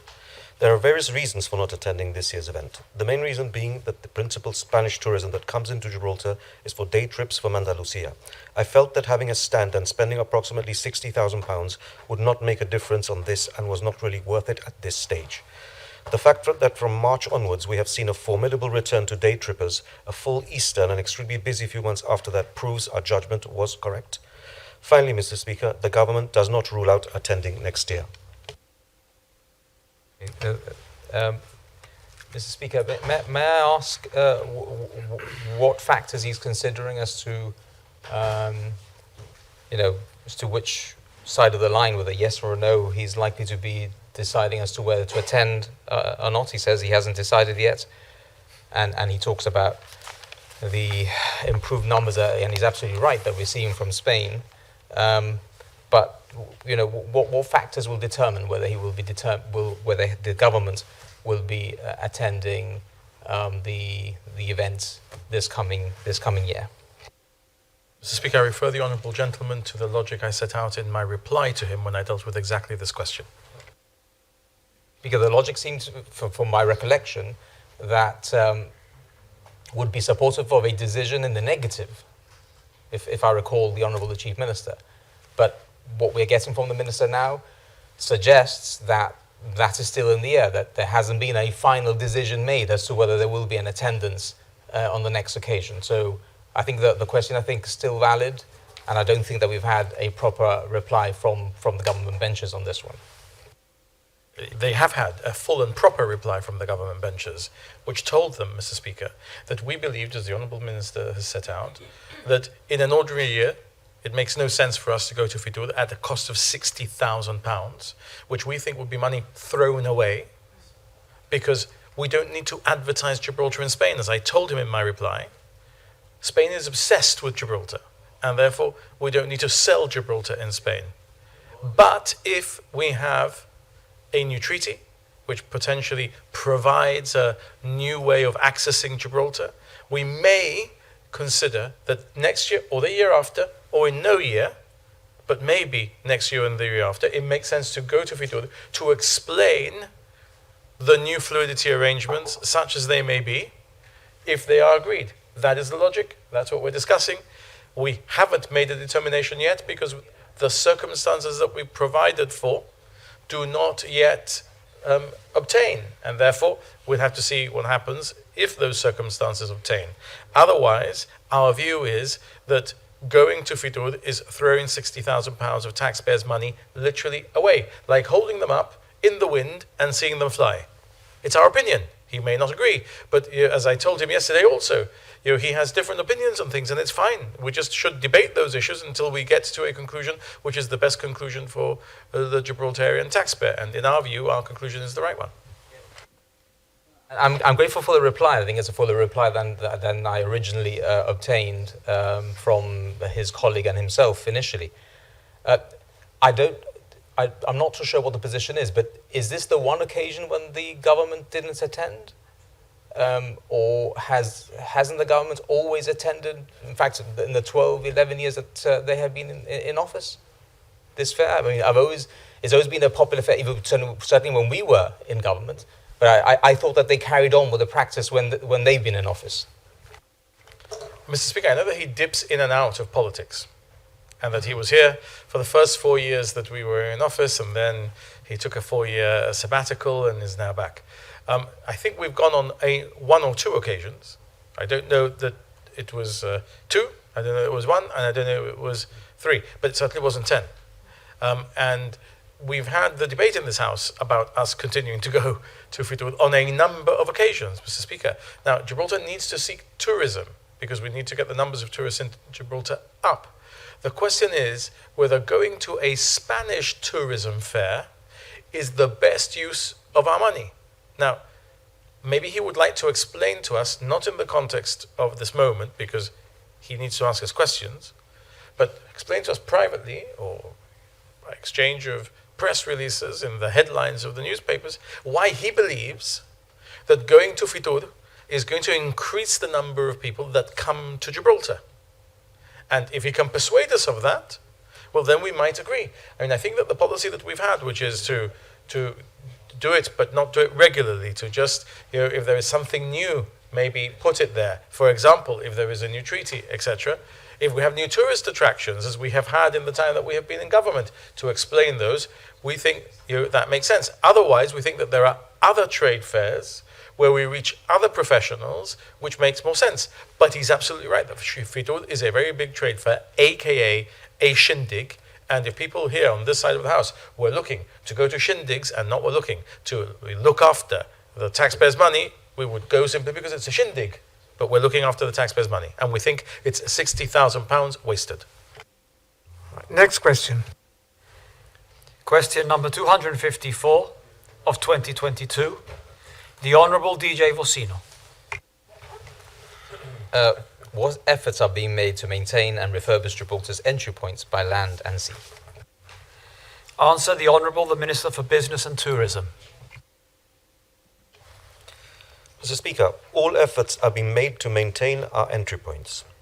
As the Honourable Member will have heard last week, perhaps 2 weeks now, we have announced a wonderful refurbishment and embellishment of the Lamport area, which is one of the main entry points to our town centre.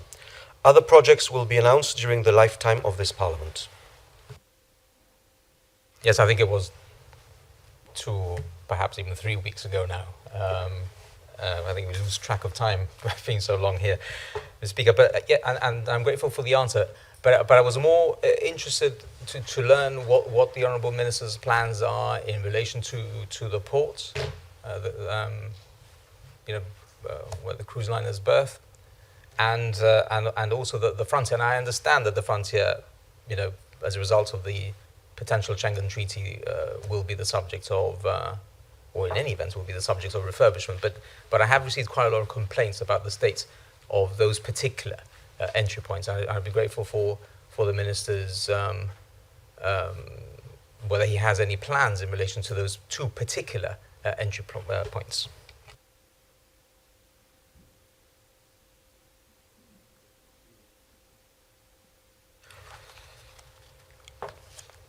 Well, Mr. Speaker, regarding the cruise terminal, the port area, there are plans. I have a certain vision for that area. We need to look at it. It needs to be improved. But of course, we're not in a position to give you any further information because we're still at the early stages of that. And regarding the entrance to the frontier entrance, we've already submitted planning for a project that includes the e-gates, etc., and that will incorporate certain cleanup of the area, because once again the Honourable Member is right that it doesn't look very, very good, and the reason we haven't done so has been because we were waiting for this to happen. We were going to do it at the same time as the e-gate project.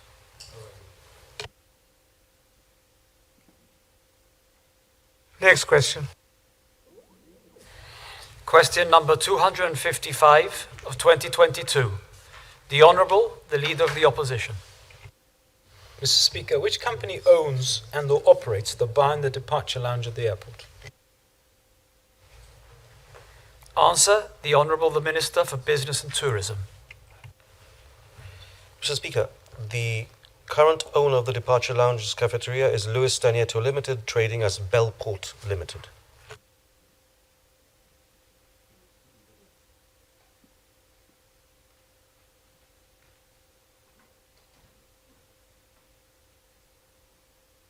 Does the Minister have information on when this, I assume it's a lease or a license, I guess, when it commenced?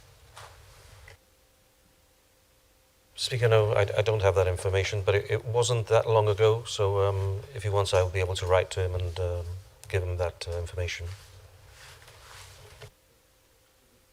Full, Mr. Speaker, that lease was granted before we were elected into government, and is now being, or licensed because it's in the duty-free area concession, and is being renewed, but is not, is something that we found when we were elected.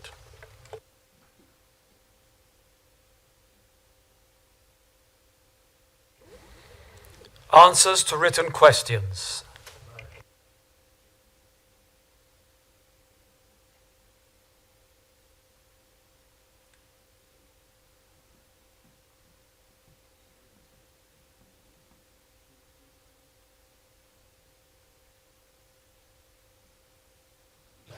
Mr. Speaker, can I just ask, before we pass to answers to written questions, I had understood Sir Joe might have had a couple of questions, and because my learned and honourable colleague, Mr. Feetham, had left me with custody of one of his questions, with a request that it be converted to written on the assumption that Sir Joe might be answering it. But it might not be on this list. It's not on the written list that I can see in front of me. But there is another. I see. Those questions which remain unanswered because the answer isn't here can be converted into written questions, and then you'll be able, at the next meeting of the House, to ask supplementaries in the form of new questions, virtually supplementaries, on these questions which are being converted. Or they can convert them to oral, Mr. Speaker, or they can keep them as oral questions for the next session. Understood that under the rules, the particular question will have a number of days. But to the extent of Mr. Feetham's question, I can confirm that he's willing to convert it to written.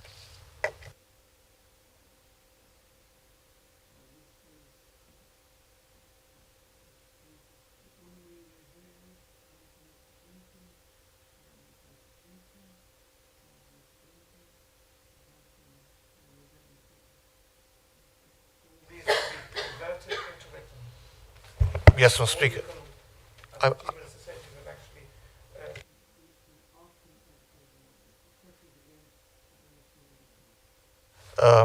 you, Mr. Speaker. I'm content for mine to be converted to be written. Likewise, Mr. Speaker, I'm happy for mine to be converted on the understanding if I have a follow-up, I can file a supplementary.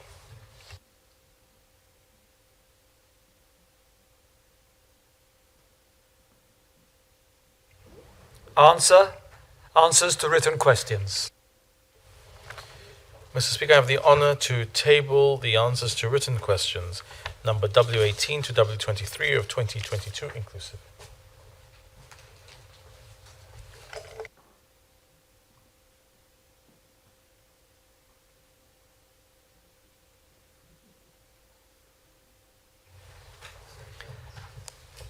Private members' bills, first and second readings.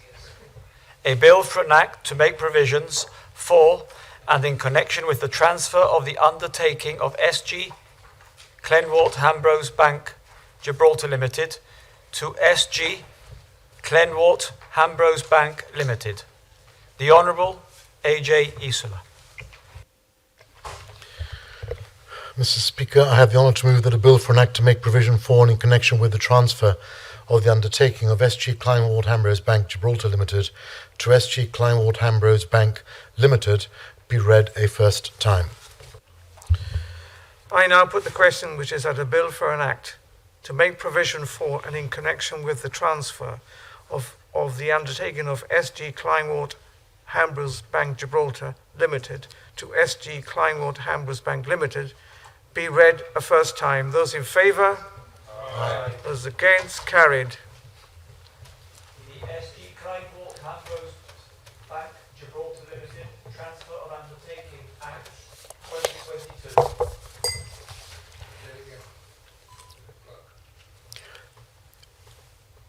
Mr. Speaker, I have the honour to move that the bill be now read a second time. Mr. Speaker, this bill makes provision for and in connection with the transfer of the undertaking of SG Kleinwald Hambros Bank Gibraltar Limited to SG Kleinwald Hambros Bank Limited, a UK registered company which has a branch in Gibraltar. In the bill and in the rest of my comments, SG Kleinwald Hambros Bank is called SGKH and SG Kleinwald Hambros Bank Limited is called SGKH Bank Limited. The Gibraltar company is a subsidiary of SGKH Bank Limited. This transfer will not affect the level of presence of SGKH in Gibraltar, as it will initially continue to operate from its current premises at Linewall Road, Gibraltar, although it intends to move to new premises at Midtown shortly. The public will not see any change in this regard, and it will continue to be able to deal with their current contacts at the bank in the normal course of business. The staff working at SGKH Gibraltar will automatically transfer to the branch of SGKH Bank Limited, and the banks have confirmed to me that the transfer effected by the bill will not give rise to any redundancies.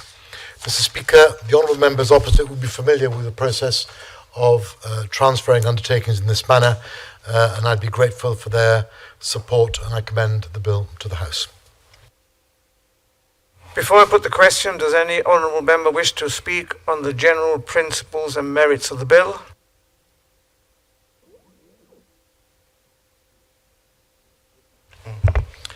Mr. Speaker, I rise to declare a sort of tangential interest in that I have for many years had an account at the bank, and therefore I would wish to abstain on any particular vote, not on the merits of it, but just so there's no a tangential view that I may have a conflict. But that's not to say that the opposition obviously don't support the merits of the bill.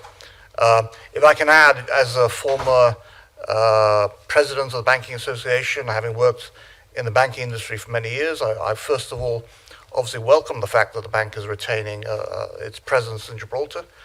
Although, of course, in a branch format, it has perhaps slightly less kudos than a locally incorporated entity with its own board of directors, share capital, etc.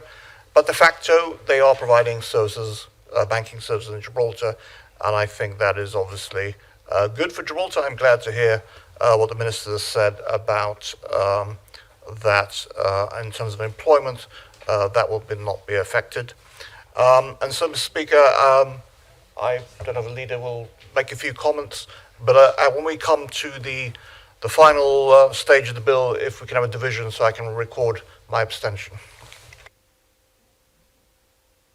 Will the Leader of the Opposition? Mr. Speaker, the opposition, insofar as subject to a clarification of my honourable colleague Mr. Clinton, the opposition will support this bill.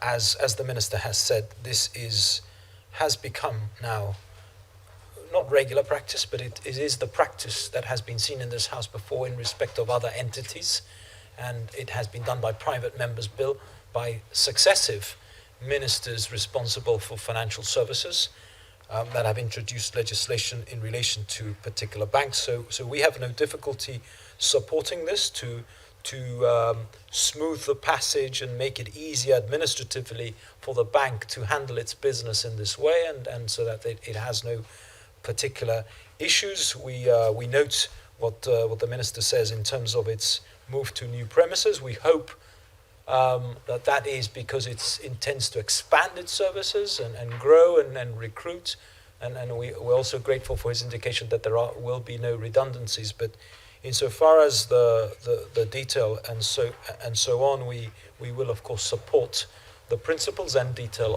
of the bill.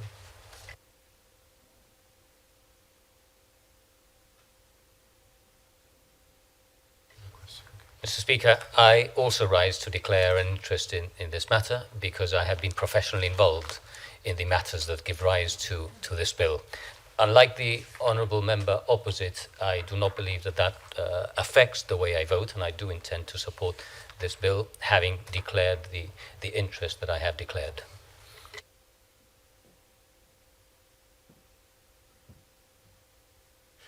Mr. Speaker, I think that, as the honourable members have said, as stakeholders in the financial services sector in Gibraltar, it's important to support institutions like SJ Kleinwort Hambers. They're obviously responding to the real world in terms of how the banking community is evolving and changing. What gripped me was the investment in new premises, which I thought was encouraging, and their commitment that as a result of this bill, there will be no redundancies to the staff. I very much hope, as the member has mentioned, that the bank will continue to grow and service more and more clients and be more and more profitable in its operations in Gibraltar, or they can pay us more taxes and promote and work with us in further developing the financial services community. I'm grateful for their support, Mr. Speaker. I now put the question, which is that a bill for an act to make provision for and in connection with the transfer of undertaking of SG Kleinwort Hambros Bank Gibraltar Limited to SG Kleinwort Hambros Bank Limited be read a second time. Those in favour? Aye. Those against? Carried. Mr. Speaker, we could record an abstention. For me. Does Mr. Clerk wish to record the abstention of the Honourable Roy Clinton?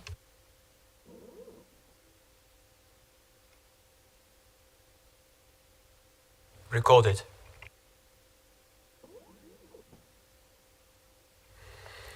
The SG Kleinwort Hambros Bank Gibraltar Limited Transfer of Undertakings Act 2022. Mr. Speaker, I beg to notice at the committee stage and third reading of the bill be taken today if all honourable members agree. Do all honourable members agree that the committee stage and third reading of the bill be taken today? Committee stage and third reading. The Honourable the Chief Minister. Mr. Speaker, I have the honour to move that the House should resolve itself into committee to consider the following bill, clause by clause, namely the SG Kleinwort Hambros Bank Gibraltar Limited Transfer of Undertaking Act 2022.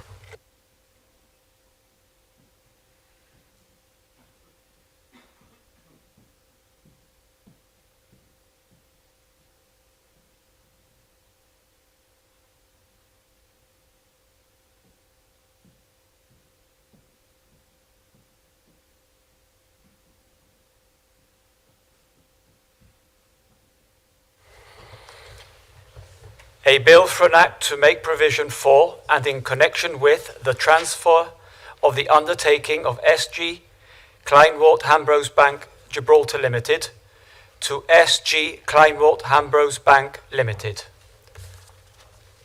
Clause 1. Clause 1 stands part of the bill.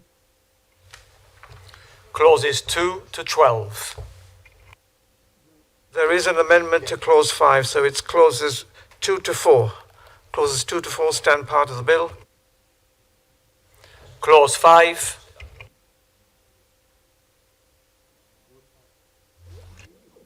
Mr. Speaker, I'd be grateful if it could be amended in accordance with the letter provided to the clerk and members opposite. Are the opposition content with it? Clause 5 as amended stands part of the bill. Clause 6 to 12. Clause 6 to 12 stands part of the bill. The long title. The long title stands part of the bill.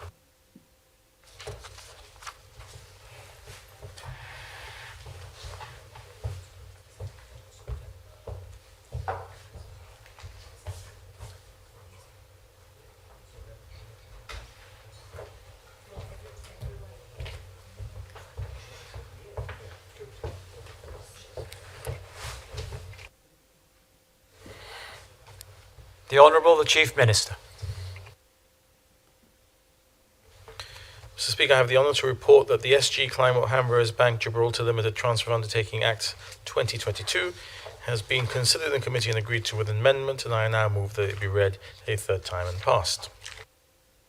I now put the question, which is that the SG Kleinwort Hambros Bank Gibraltar Limited Transfer of Undertaking Act 2022 be read a third time and pass. Those in favour of the SG Kleinwort Hambros Bank Gibraltar Limited Transfer of Undertaking Act 2022? Aye. We note that the Honourable Roy Clinton is abstaining. Those against? Carried.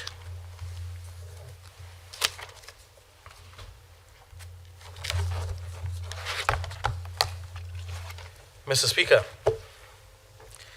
having kept my head when so many around me were losing theirs and blaming it on me, it is my pleasure to rise to move that the House, after having approved the Appropriation Act 2022-23 on the basis of GSLP Liberal government votes only, and having done all its other business for this month, should now adjourn sine die. Mr. Speaker, I will be in contact with the Leader of the Opposition to see whether we will have another meeting before the summer. It may be possible to have one, it may be necessary to have one. But for now, I move that the House should adjourn sine die. I now propose the question which is that this House do now adjourn sine die. I now put the question which is that this House do now adjourn sine die. Those in favour? Aye. Those against? Pass. This House will now adjourn sine die.